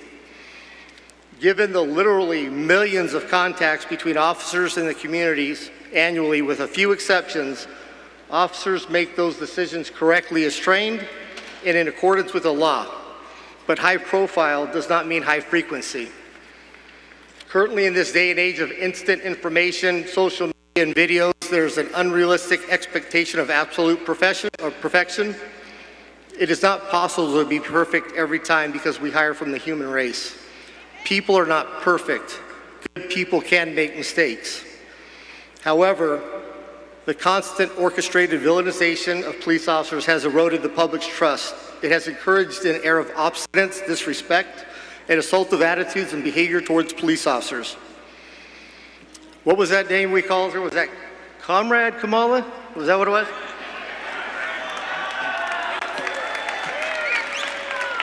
Kamala, Comrade.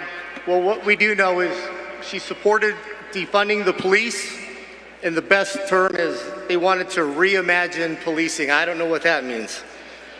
She is part of the radicalized movement to degrade public safety and make our communities less safe. In contrast, under President Trump's first term in office, he always had our backs. Thank you for that.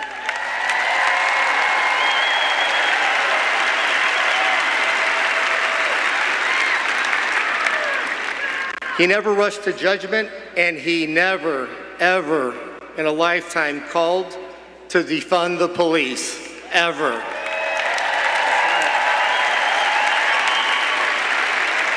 And we owe him a debt of gratitude for that. Let's also forget, when President Donald Trump was president, he closed the borders and locked the door.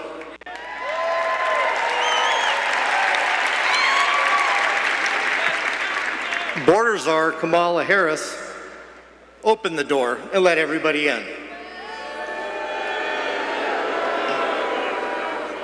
Border czar Kamala Harris is allowing millions of illegal immigrants into this country, turning each and every state into a border state and flooding American streets with drugs and crime.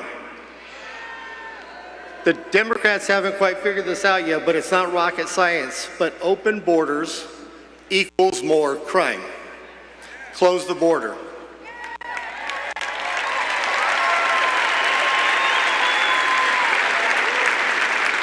And my gut tells me that there's a gentleman standing up here on stage today that's going to do exactly that.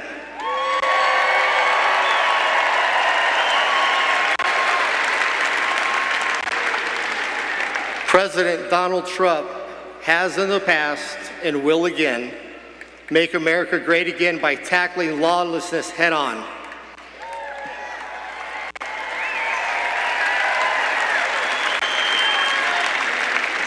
Ceasing the endless flow of illegal immigrants across our southern border and ensuring that police departments across the country have the funding, the training, and equipment necessary to do our jobs. And he's not going to reimagine us doing that.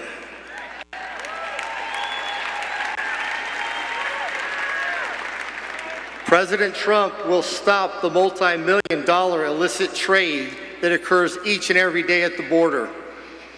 Thanks to Comrade Kamala, with these open borders, the only group that she's enriched is the Mexican cartels, which have expanded to over 160 countries across the world.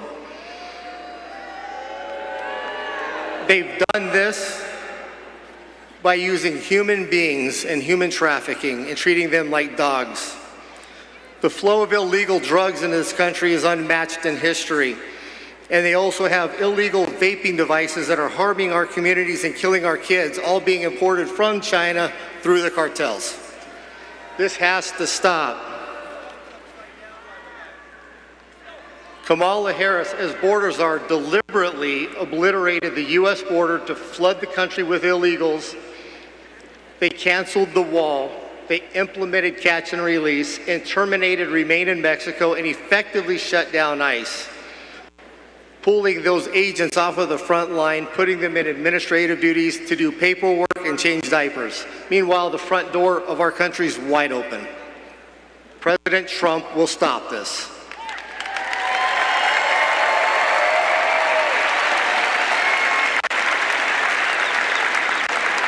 I've got a serious question. Has the border czar, Kamala, even toured the southern border? Didn't think so.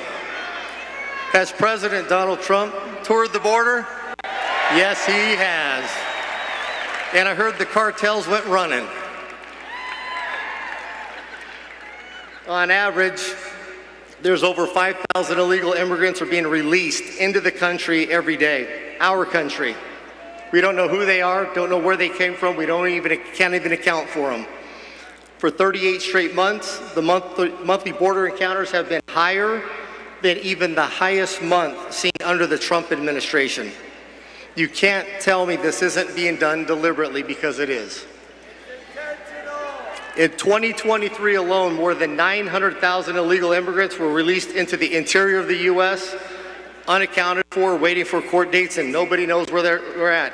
That's the entire city of Mesa flowing into our countries, and that's the only ones we know about. Illegal drugs are flowing into this country at an alarming rate, with only 5% being intercepted at the border. Okay.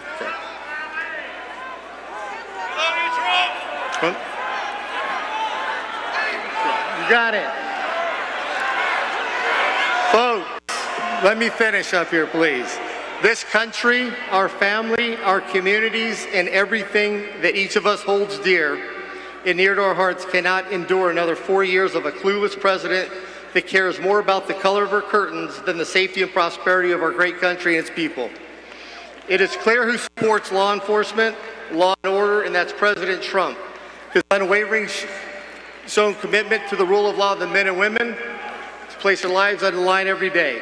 So if you support national security and want to secure our borders, vote Trump.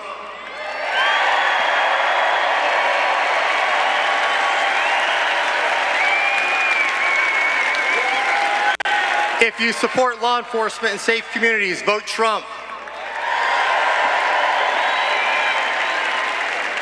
If you support getting our country back on track and making America great again, vote Donald J. Trump for president.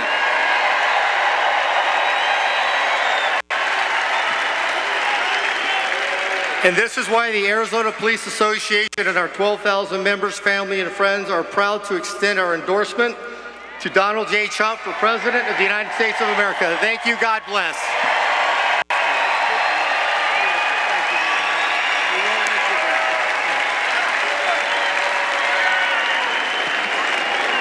Thank you very much.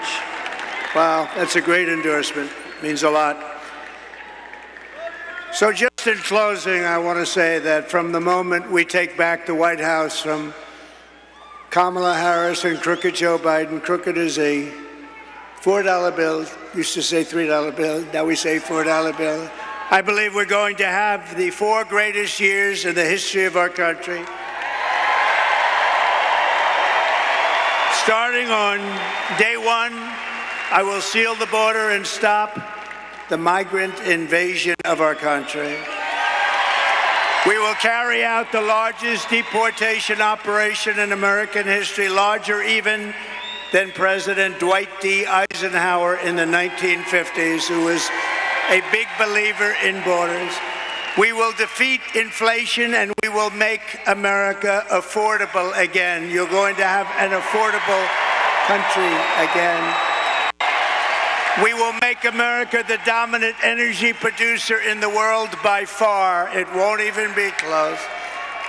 Remember, as I always say, we have more liquid gold under our feet than any other country in the world, including Saudi Arabia, including Russia. And we will use it to reduce taxes and energy costs for our people. We will reduce your energy bills in 1 year by more than 50%. That's here and that's everywhere in the country. And that includes heating, air conditioning, electricity, and gasoline for your car. I will turn the United States into a manufacturing superpower more than it has ever been, ever before. We will bring back jobs to America. We will no longer allow foreign countries to take our jobs and to steal our wealth. We will make our own products and we will buy far less from foreign countries than we are buying right now. We're going to make it here. Other countries that make us pay a tax to do business with them will be charged the same tax when they send their product into the United States. It'll be called the Trump Reciprocal Trade Act. And if China or any other country charges us a 100% tax or tariff, then we will charge them a reciprocal tariff of 100 or 200%. In the words of a great president, William McKinley, the protective tariff policy of the Republicans has made the lives of our countrymen sweeter, brighter, and it's the best our citizenship and our civilization can ever have. Better destiny for our people. We ought to take care of our own nation, and we have to take care of our industries first. We have to take care of our country first. It's about time, and it's going to happen starting on January 20th of next year. I will not let Mexico, China, or any other country sell cars into the United States to the detriment of our auto workers all over our country, including in Michigan and South Carolina. United Auto Workers, you're going to vote for Trump because I'm going to bring you back more auto production than you've ever seen in this country before. I will end the ridiculous electric vehicle mandate, cut every job-killing regulation of the Harris-Biden administration, and make our auto manufacturing business bigger, better, and stronger than it has ever been before. And if you relied on Kamala, there would be no auto industry. Within 3 years, you'll never make another car.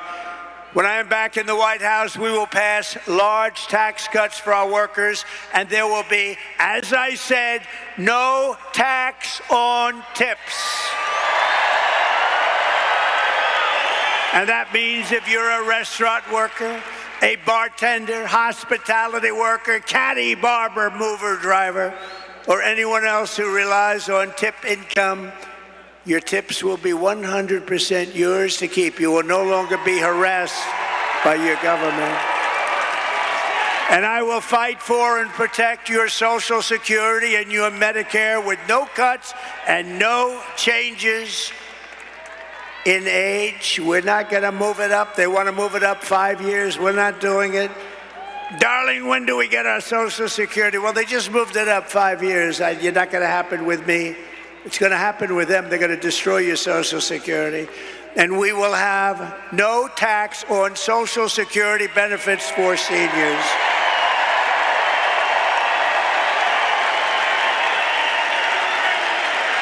They destroyed our seniors and everyone else with their horrible inflation. and then they give you small dollars with Social Security and they want you to pay tax. I don't know. We don't need it. We can do it. We have so much else, including that liquid gold. Oh, we're going to go hunting for liquid gold. We will cut wasteful and unnecessary spending, and we will terminate the Green New scam and spend that money on roads, bridges, real infrastructure, and paying down debt. No fake infrastructure that has caused massive inflation with no benefit whatsoever to our population. I will settle the war in Ukraine, and I will end the chaos in the Middle East, and we will restore peace through strength, and it will happen quickly. I will have that war ended before I go to the White House on January 20th. I will have the war in Ukraine ended as president-elect.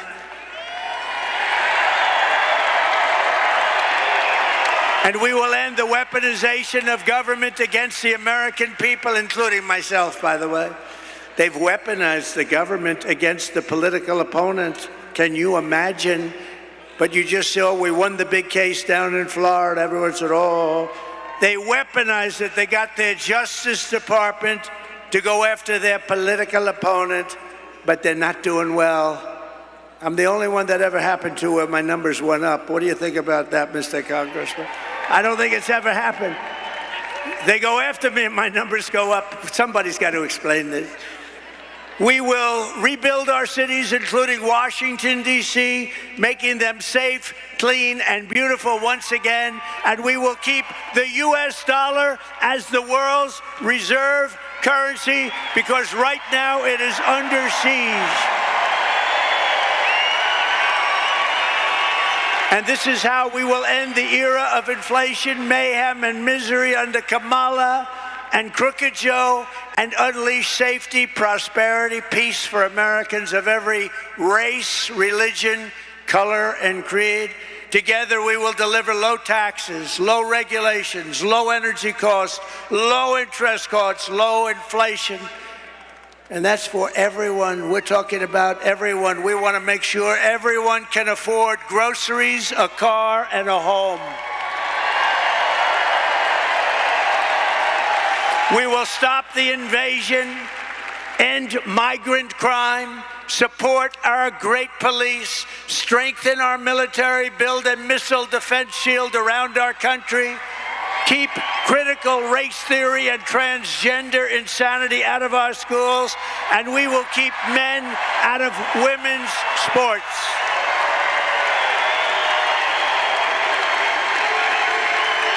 We will defend the Second Amendment, and we're going to restore. Those people don't allow it. The fake news doesn't allow it. We will restore free speech in our country, and we will secure our elections, Mr. Congressman. Everyone will prosper, every family will thrive, and every day will be filled with joy and opportunity and hope. But for that to happen, we must defeat Kamala Harris, a new name. We must stop her country-destroying liberal agenda once and for all. We have to put an end to it. So get your friends, get your family, register, volunteer, and get out to vote. We want a landslide that is too big, too rigged, too big, too rigged. Right? Right, Deb?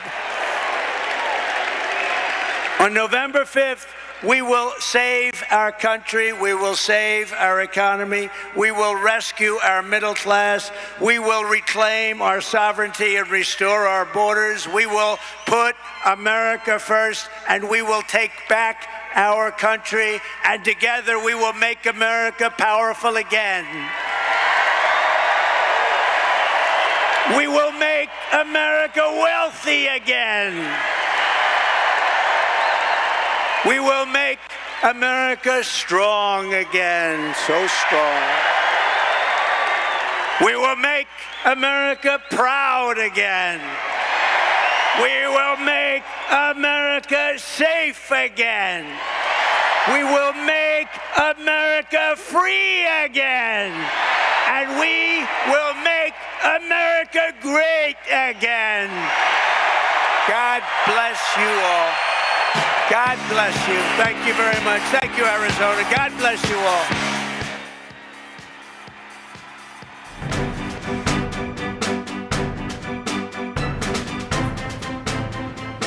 I have to jump in and grab the audio stream, because if I don't, if YouTube hears more than 3 seconds of a copyrighted song, it nukes your entire video. So I really wanted to hear him say, I don't know if it was a slip, or they didn't get it into the text of the speech, or maybe he just didn't, he wasn't aware.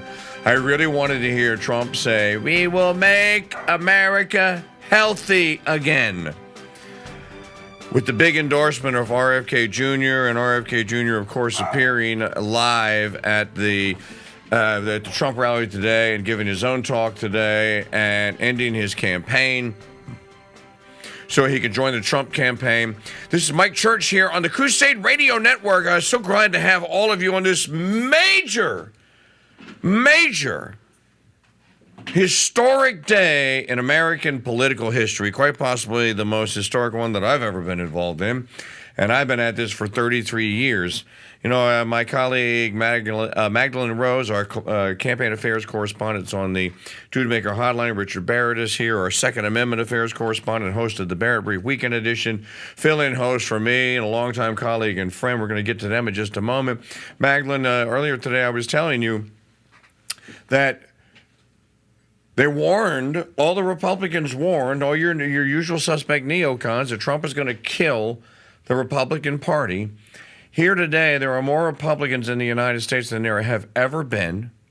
There are more Democrats now that are going to join the Republican Party than probably ever since Ronald Reagan. There are more independents and libertarians that are suddenly going to become Republicans and are going to vote GOP this fall as a result of Trump. So yes, Trump has destroyed the Republican Party, the bad one.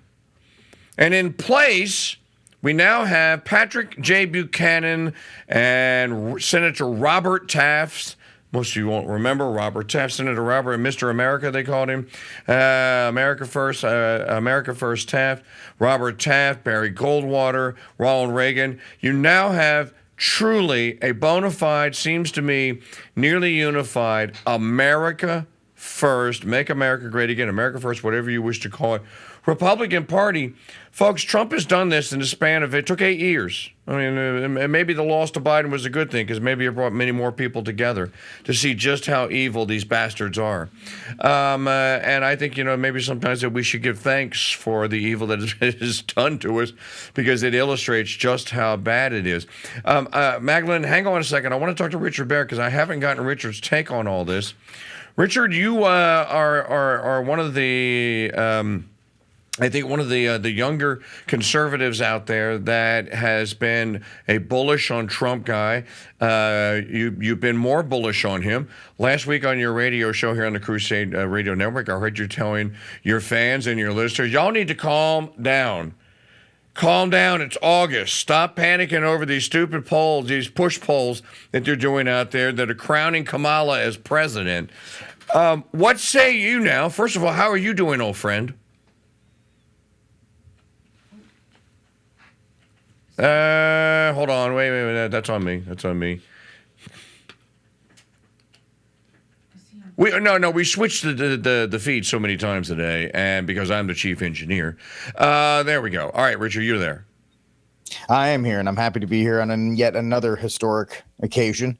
It's quite a thing to talk about and theorize. RFK is probably going to drop out sometime in September, October, and most likely it would seem that he would back Trump. And it was, one thing to talk about it, but to see it actually there, to see the two standing on stage is something that in a historical 2024 general election, it's just another one that you can, another historical moment that we're all privy to and should be thankful to see.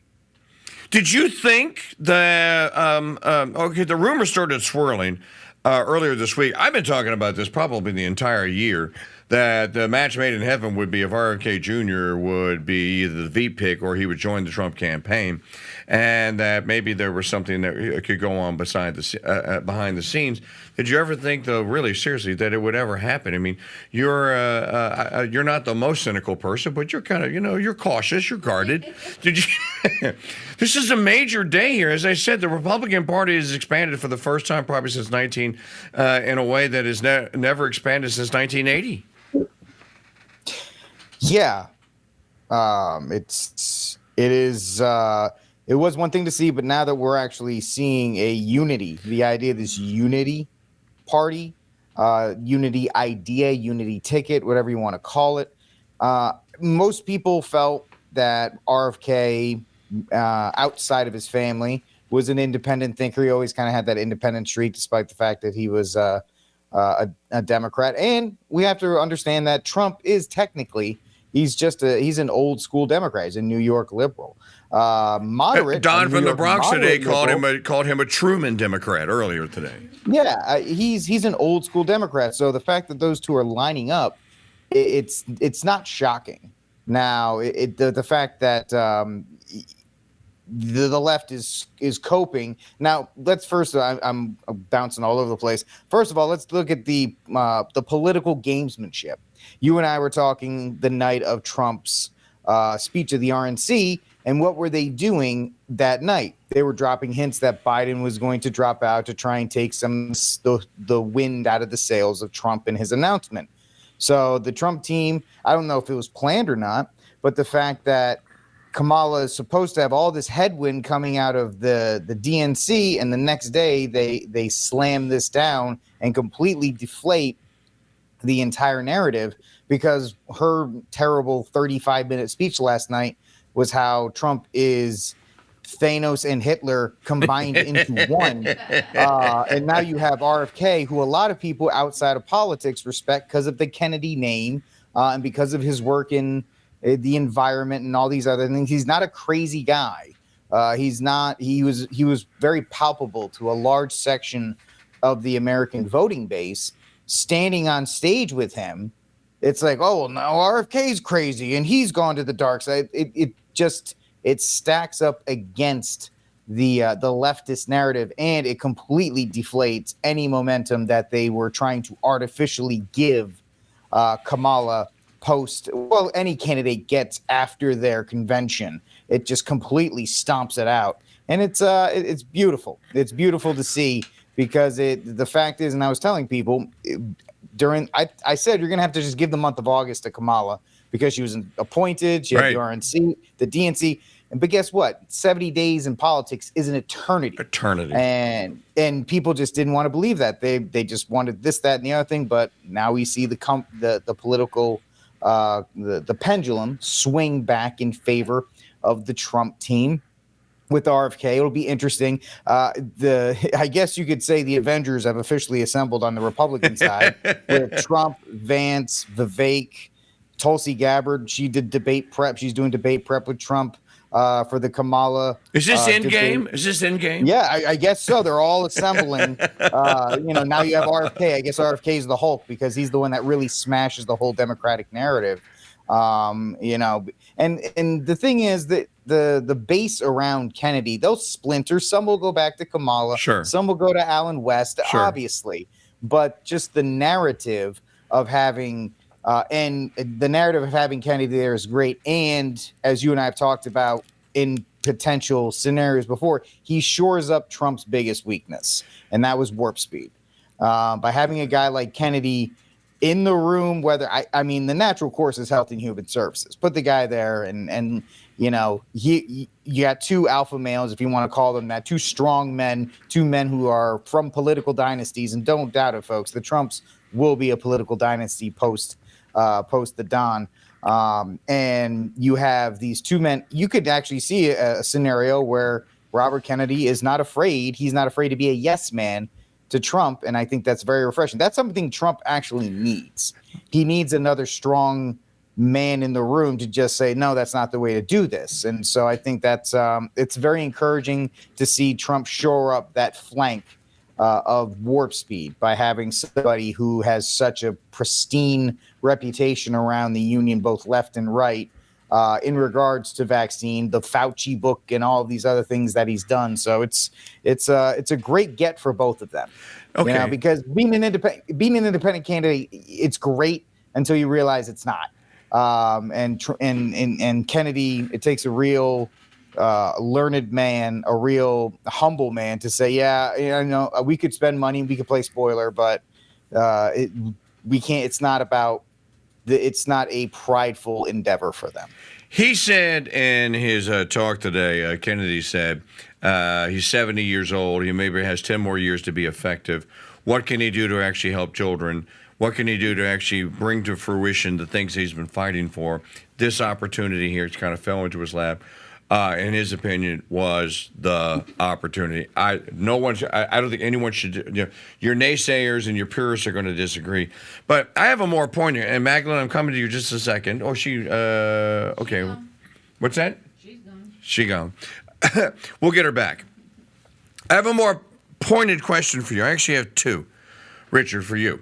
You're a native New Englander. You know full well. You grew up. You knew the name Kennedy probably before you knew the name of your kindergarten teacher, and they made you memorize it. What impact does this have in blue New England states, for example, that a Kennedy now, with that name, has now joined forces with the evil that is the new Hitler, who is the Don? I mean, yes, the Kennedy name is royalty in New England. We had Patrick Kennedy as a as a member of the House for he was a representative of the House from Rhode Island for a long time. I think, and I know my political theories are always terrible, but I think New Hampshire is potentially now a swing state. I know it's been blue for a bit, but I actually think that you could put New Hampshire in play. New Hampshire could actually go red because of Kennedy's influence there, because that if there's any place that's going to go independent third party, it would be a place like the Free State Project of New Hampshire, possibly. But you know, let me just jump in here on that. You know that the reason that New Hampshire was the first primary state is because it was the first test for Republican candidates. It was never a test for Democrats. They went there because they had to, but it was always the first test. If you won New Hampshire, if you did good in Iowa, fine, as a Republican candidate. Ronald Reagan did not win Iowa in 1980. He goes to New Hampshire, though, and he crushes Jerry Ford. I mean, it's not even, and whoever else, I can't remember who was running against. Reagan just trounces everyone in New Hampshire, and that's pretty much the race is on, and it's his to lose from there. So New Hampshire is historically the live free or die state, right? This is the lowest tax representative state, still is, number one in the union. Move to New Hampshire, you will pay less taxes than in any other state you can live in. That's still true. It is a state that has Pork Fest, which is where all the libertarians gather every year. The Free State Project, you know what, you know, you're nodding your head, you know all about this. It is also the state that has the best Swiss canton-esque representation in the United States. A member of the New Hampshire legislature is going to represent approximately 7,500 souls. Maximum. They're going to cut it off. And they're going to grow the House. If the population of New Hampshire grows, they'll grow the House. So New Hampshire is a great, great state for little r, what I like to call little r republicanism. And it is, but just the way it's set up, it's not a Democrat state. Although, you have pro-abort Sununu as a governor. And now you have at least one Maggie, whatever her name is, Keenan, as a senator. You know, I have Democrats who have left the hell they created in Massachusetts, have invaded because they're massholes, have invaded New Hampshire and are now running New Hampshire. Though I agree that adding RFK puts a state like New Hampshire back into play. It literally is, it should be a red state. It's a Republican state. There's nothing about it that screams Democrat other than the successful invasion into the politics by blue staters from Connecticut and from Massachusetts, probably even from your beloved Rhode Island, I would say. Yeah, unfortunately, that is true. That people do like to flee the consequences of their actions, only to reestablish the consequences of their actions in the new place, as we're seeing here in the Republic of Texas as well. And I'll also say this: I've been saying this for a couple. The state of Virginia may actually be back. I think it was in play already, but I think this actually is more of a definite to put it into the column of Trump and RFK, because there are enough liberals in that pocket corner and those other places, those Loudoun counties, who didn't want to really associate, because despite the joy candidate and all this other stuff, Kamala's not very likable. And the more she's in front of people, but it's joy. It's not like, it's joy. Oh, yeah, that's right. I'm sorry. I was so joyful, I forgot. I think there will be a lot of potentially liberals or people who work in D.C. Who would go for an RFK just because of the legacy and the name. And if RFK, lends his support to Trump, there could be an even bigger swing in a state like Virginia. So we'll see how those work. I don't know how much his endorsement helps the blue wall. Maybe Pennsylvania out of the three is the biggest turnaround. I don't really know that well about Michigan, Wisconsin, or Pennsylvania. Those are the three that everybody's kind of worried about. But New Hampshire, I think, is a state that's back in play. If you're Trump and Team Trump, I would tell them, go to New Hampshire once a month or once every 2 weeks until the election and just hold rallies there. Just show your face and tell them to go and vote for Trump. And I think that could be, because that's 4 electoral votes you got there. And in this race, it seems like every single one is going to count as much as possible. So it's historic. It was good to see. It is really this coalescing, the correct word, coalescing around an idea. Now, we all think it's Trump, but Trump is the embodiment of this idea of the best possible union we can have. Right? A union that is healthy.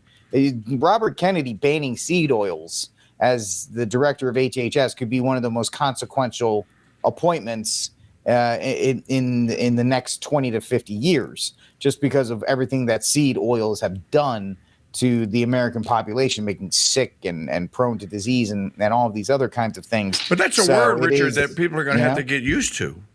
They don't know the word seed oil. I put a list out today on Twitter of the 10 words that you're going to have to, terms, now that RFK Jr. is involved. You got to know regenerative farming. You have to know heirloom seeds. You have to know heirloom breeds. You need to know what glyphosate is. Many of you are probably spraying it on your driveway this weekend. Don't do it. You need to know what you need to know what a seed oil is. And okay, what is a seed oil? Well, why is it bad? You need to know what high fructose corn syrup is. You need to know what corn syrup is. You need to know what a vaccine schedule is. As Robert Francis Kennedy himself did an 8-minute video yesterday. That's when I knew the deal was done. When he said, I want to clarify my position on vaccines. I am not anti-vaccine. I am opposed to the current vaccine schedule. I oppose the mandate and I oppose the schedule that you must have these 40 shots within 3 months of being born. And it only makes sense here. So I think that, and Trump even talked a little bit about these things tonight. Although, you can tell when you have two alpha males. You can tell you had alpha male overkill on that stage, and this will take time. Mm-hmm. They'll feel each other out. There'll be like a couple of dogs that are fighting over a bitch. They're circling it to see which one is going to get the pounce. Ultimately, it's going to be, you're not going to get her. I am making the baby, Robert. You're the fluffer. You're the fluffer. Okay. I that's terminology that some people understand. You could see, though, two seriously very, very alpha males on that stage. They will find common ground. J.D. Vance is an alpha male. Most people don't think he is. He is. It took a couple of weeks for that kind of relationship to gel, and for Trump to go like, no, man, you're good, dude. Go out there and say that. I'm good with that. Don't shy away from that. You need to be that hero. Maggie, you were pointing out earlier, isn't this what America needs? Yep. Producer lady, why don't you tell America what you told me earlier about we finally have real men saying real things and saying like, no, we're going to do this. Not something in this area. We're going to do this. Go ahead. You just said it. What I said was on the Crusade Radio Network, we talk all the time about men standing up and doing what men should be doing, leading. And these two men have gotten together and said, yeah, we don't agree on everything. No, we don't. But we need to save this country for the future. And they are looking for the future, and they are looking to protect our children, and that's a win. No, it's a complete and total win. And it's a win when you get up on stage and say, what legacy do you leave to your children? Do the children not matter? You know, the Democrat Party convention, they were vasectomies outside and abortions. So they're all about preventing the future. Here you have now two men go on stage like, look, I want my legacy to be that I saved the American food supply and American manufacturing, whatever, has been saved now for a future generation. Tonight we heard Richard in Glendale, Arizona. We heard Trump make campaign promise after campaign promise. Mamala last night didn't make any campaign promises other than, if you send me, I was laughing. What do you mean if we send you to the White House? You're already in it. This is the most amazing thing. This woman is running as though he's the incumbent and she's the challenger. Right? Yes, absolutely. And I think that's one underrated thing that people didn't give Trump credit for in the lead up to the DNC. They didn't want Kamala to speak until after. They didn't want policies to be dropped until after, but she did. She dropped the corporate tax rate. She dropped enough for people to go, wait, what? And so that was a brilliant thing to do. And it's going to be very tough to get through the corporate haze of the fact that they're all behind her, even though 60 days ago she was a joke. Now she has spontaneously gone through a rebirth and is the mom of whatever. And she's a god mamala. Yeah, she's whatever. It's gross, but it's just disgusting. Whatever it is, but that's not on the ground. I think the fact that people have seen the shift, and even CNN had enough gumption to have one guy during the convention actually call it out, and so yes, the fact that Kamala is there, she's going to say, "Send me to the White House," and Trump's been doing podcasts with very high rated or very known podcasters, and they asked that, and he mentions it, and there's a lot of chatter. Young guys. Yeah, the Theo Vaughn. And the guy from Kick. Yep. Yeah. So, I mean, I think it's a very smart strategy, and there's that contrast. You have Trump, who's talking to anybody. Oh, it seems like he'll talk to anybody. Except us. Kamala, exactly right. I'm going to keep every week. I send a request. I'm going to send another one tonight. So every week I'm just going to keep sending them, and sooner or later he's going to give Church the interview. His guy won't stop. He won't shut up. He must be okay. It'll happen. It will. It definitely will. While you have Kamala, who runs away from everything, and it worked in 2020 because they had the benefit of COVID. I don't think it can work as much now. Because the fact is, everything is an absolute show right now. It's a clown show, food, housing. The fact that they dropped this idea that they were going to give first generation, quote unquote, Americans or home buyers a free loan. In California, they're doing that. They're giving them 0 down, 0 payment loans, and all these other people are starting to look at this. I was watching a podcast this morning where a black centrist and a black Trump supporter. We're talking about the fact that there are a lot of people that are seeing in their communities, and you've had them on your show, where these immigrant centers, they're taking over community centers, they're taking over old schools, and the populations that the Democratic Party have been using to keep themselves in power are starting to realize that they've been used for a lot of times. Now, will that translate to votes to Trump? I don't know, but at least there is a cultural there is a shift to recognize and at least call out. And there are many prominent members of the black community, whether in hip hop or other places, that are more than happy to say. One thing you couldn't say with Obama is you couldn't say he wasn't black. You had to acknowledge he was black. Yes, or yes. else you were going to. There has been no shortage of members of the black community that say Kamala's not black. So well, she isn't.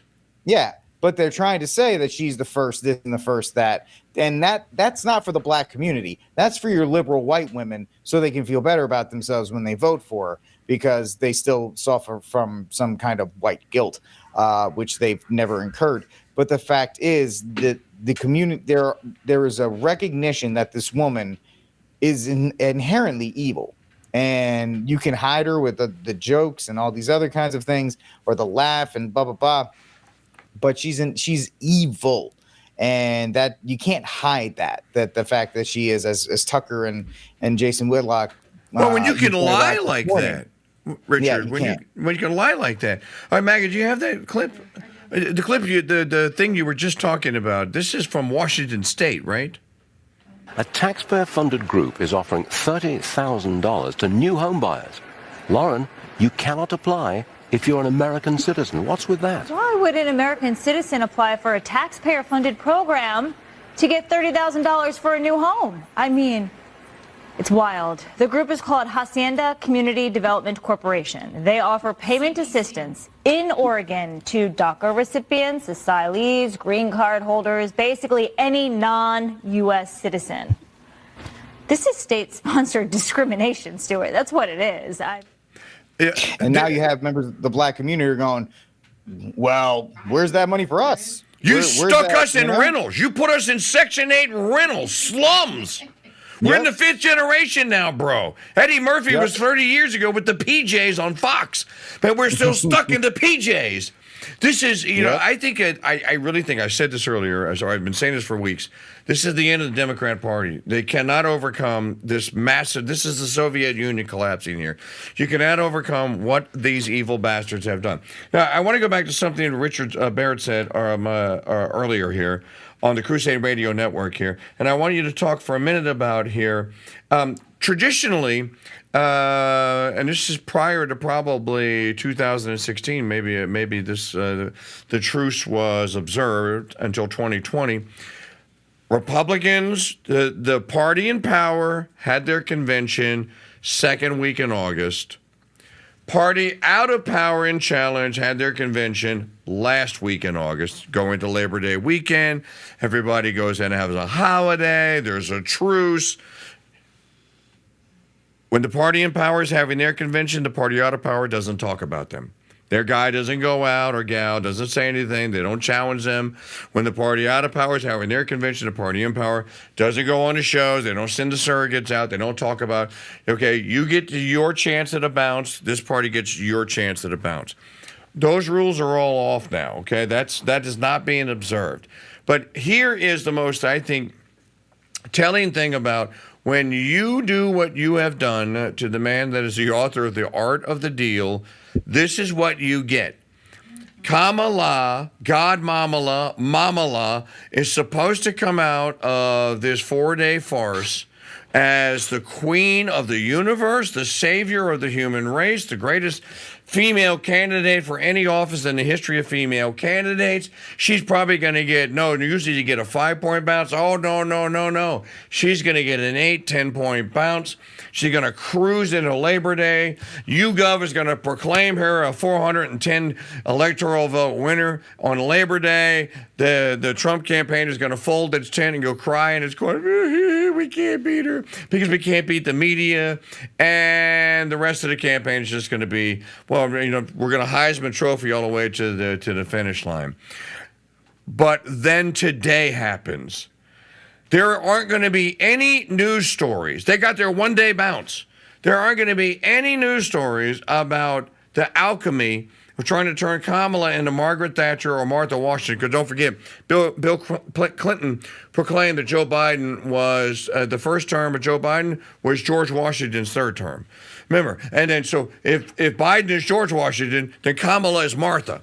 So Kamala Martha Washington got a 12-hour bounce before the man is the author of The Art of the Deal, she went, yeah, we're going to crush that like the illegal alien bug that you are. Get out of here, Kamala. Crushed and destroyed. There won't be any headlines tomorrow about this woman other than where did she go?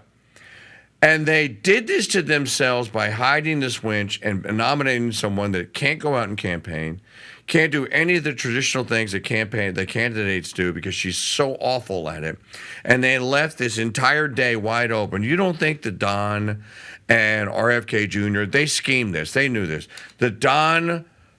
Donald Trump told RFK, let's make the deal, but we're not going to do it on Monday. No, we're going to do it on Friday. We're going to take that bitch's thunder and we're going to shove it up her ass. That's what we're going to do. And I'm telling you right now. No, he said the BS word in his talks. That's what it was said. And now you get nothing coming out of your convention. Now all you get is talk about how could a Kennedy do this to us, our beloved Democrat Party. 100%. Now, of course, the Democrats broke the truce when they started doing the drops during the Republican convention about Biden possibly leaving and trying. So they're the ones who broke it first. So in true Trumpian fashion, if you're gonna come at the king, you best not miss, because I'm gonna make sure that when it comes back that it's gonna be returned twofold, and that's 100% what happened here. The legacy, the Biden regime actually probably would have been better off. Right now, there are probably people in the Democratic Party that said, we probably should have just left Joe in. You're right. That's exactly right. We screwed up. We should have left Joe in, because let's say RFK does endorse Trump.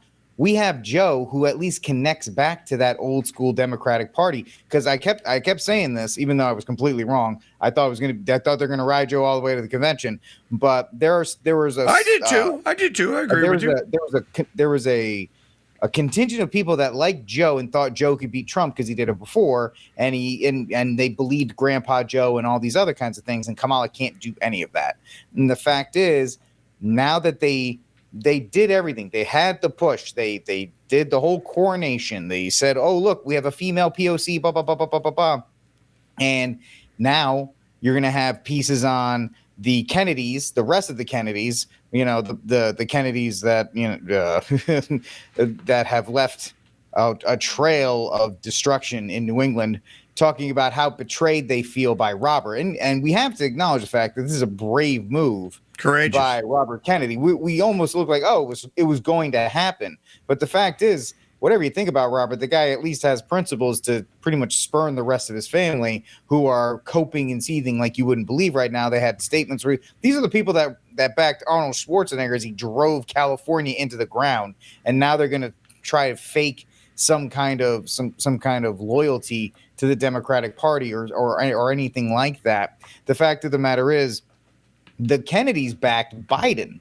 The Kennedys actually backed him. So the fact that Biden is no longer there, he's out in California. Right. Speaking of that, on some beach. He's somewhere. on a beach.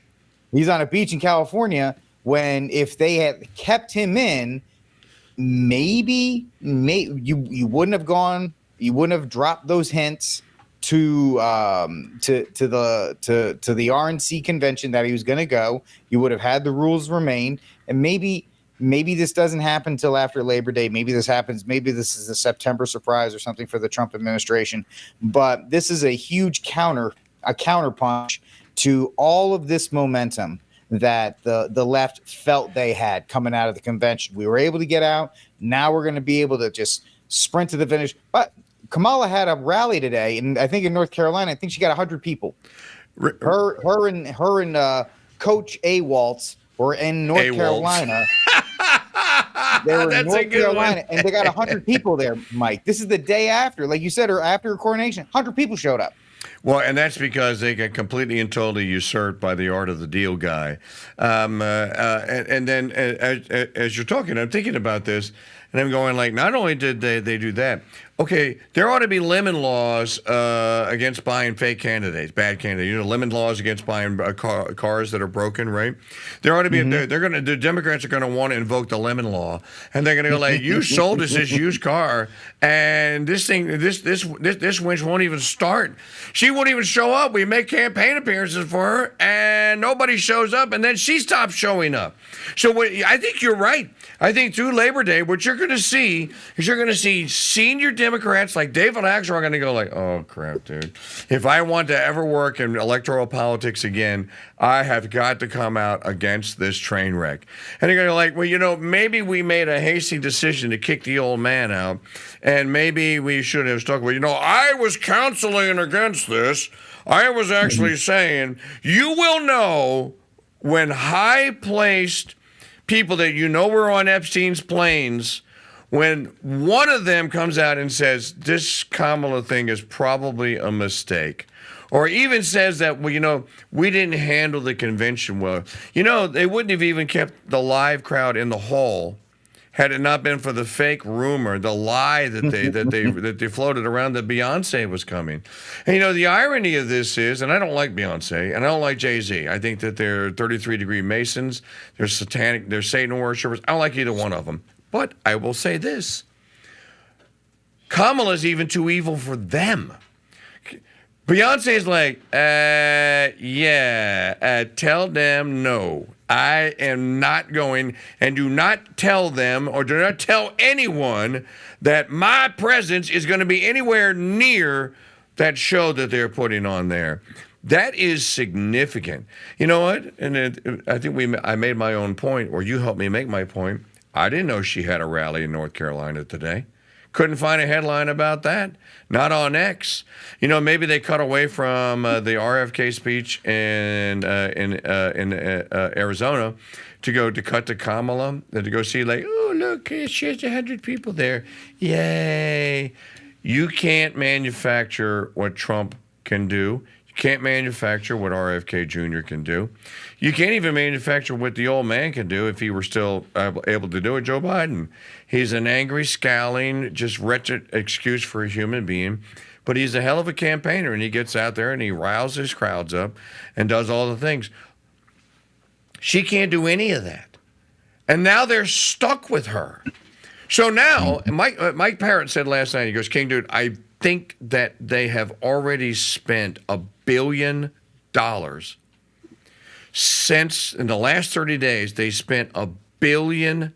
Now, they got some of that free advertising through the networks. Or maybe, I think Parrott said $500 million. Did you say earlier $1 billion? Somebody said $1 billion. $1 billion in free ads for the convention and all the puff pieces and Time Magazine, Person of all of human history. We're beyond Person of the Year now. And now it's all going to come down to, okay, can your AI alchemy candidate, this is a bar of lead, we're going to try to turn it into a bar of gold. That's what alchemists did. This is Kamala. We're going to try to turn her into Margaret Thatcher, or we're going to try, turn her into AOC. AOC is a hell of a campaigner. Turn her into Nancy Pelosi. She's a hell of a campaigner. Turn her into Elizabeth Warren. Can we turn Kamala into Elizabeth Warren? No, you can't.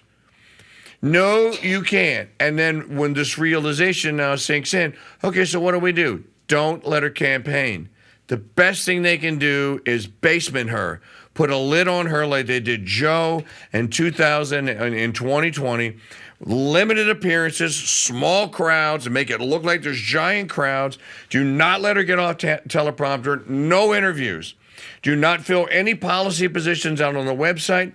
Just let your media buddies do all the work. Just let your left-tard, state-run, state-owned media, as I always call it, the fifth estate, state-run, state-owned media, let them run the whole thing. You just sit back and then let the chips fall where they may. Don't worry, the fix is in. Only the fix is not in.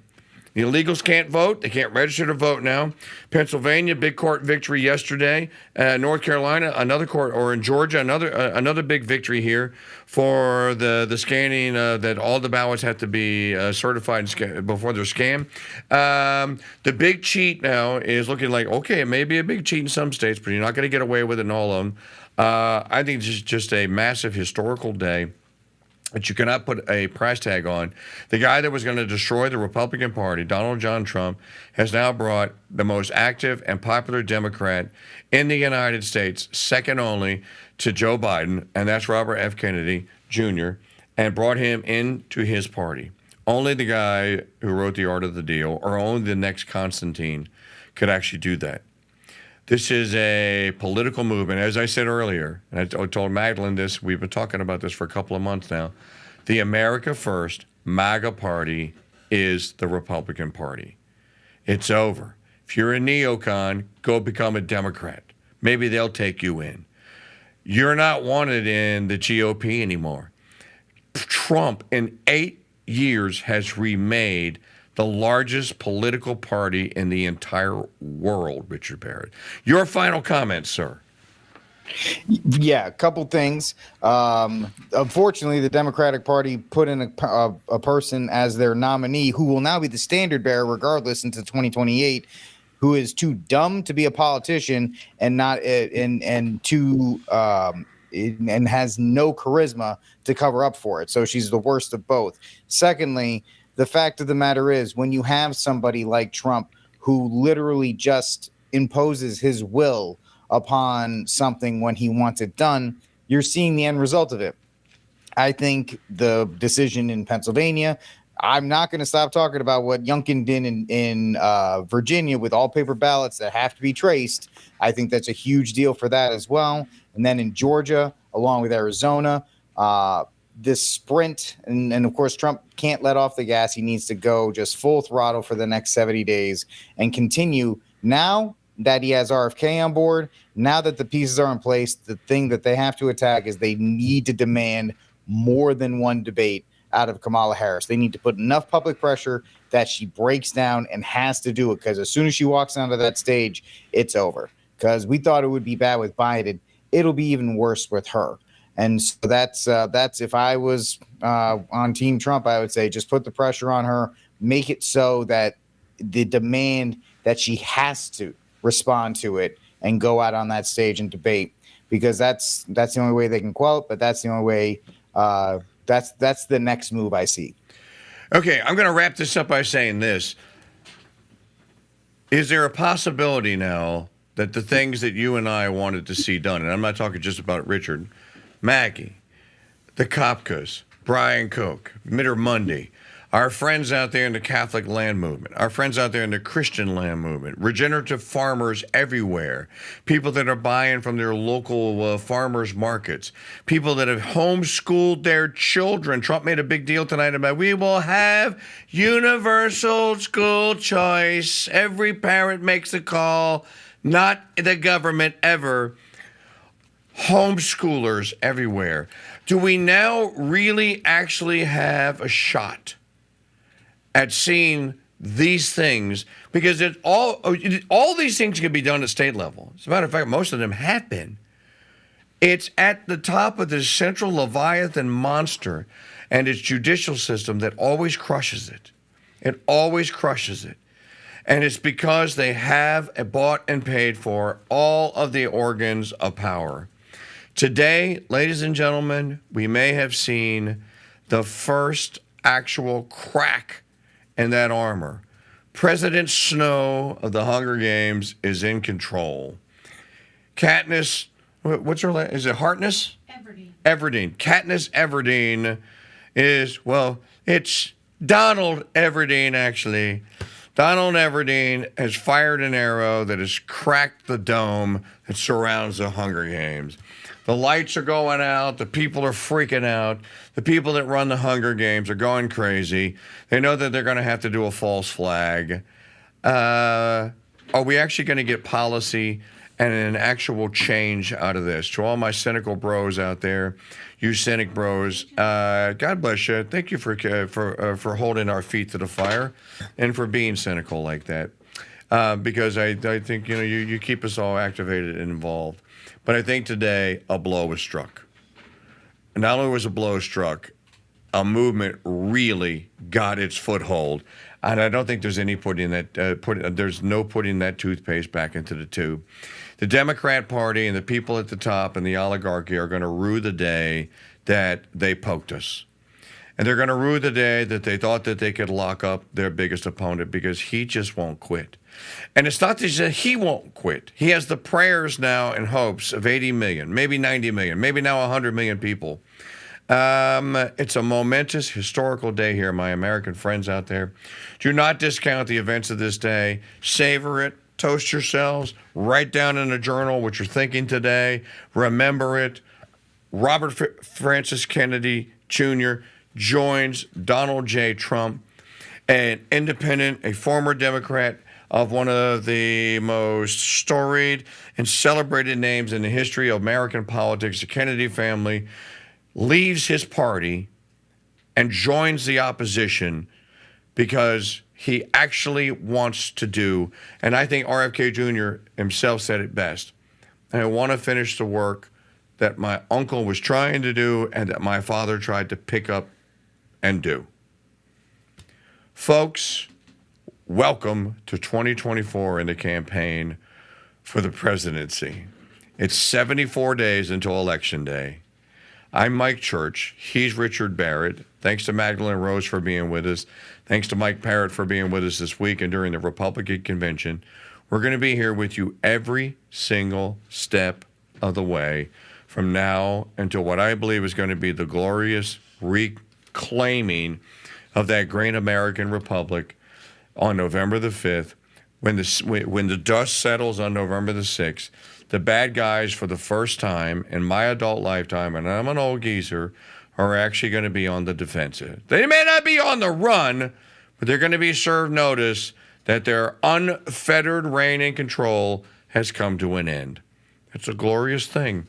And I'm going to go have a drink and celebrate that just tonight and let it soak in. I invite you to do the same. We'll see Richard Barrett tomorrow, right here on the Crusade Radio Network at 10 a.m. Central here for the Barrett Brief Weekend Edition. Looking forward to that. Richard, thank you for being with us. Magdalene, thank you for being with us.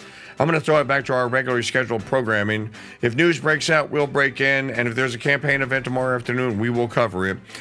We are your live news talk and campaign radio station and TV station, the Crusade Radio Network. If you like what we did today or anytime this year, we need your donations as your support. Go to crusadechannel.com/donate. crusadechannel.com/donate. You can also join us, which is the same as a donation, and become a paying member. crusadechannel.com/offer. For all of us here on the Crusade Radio Network, we'll see you very, very soon here. God bless you and Mary keep you.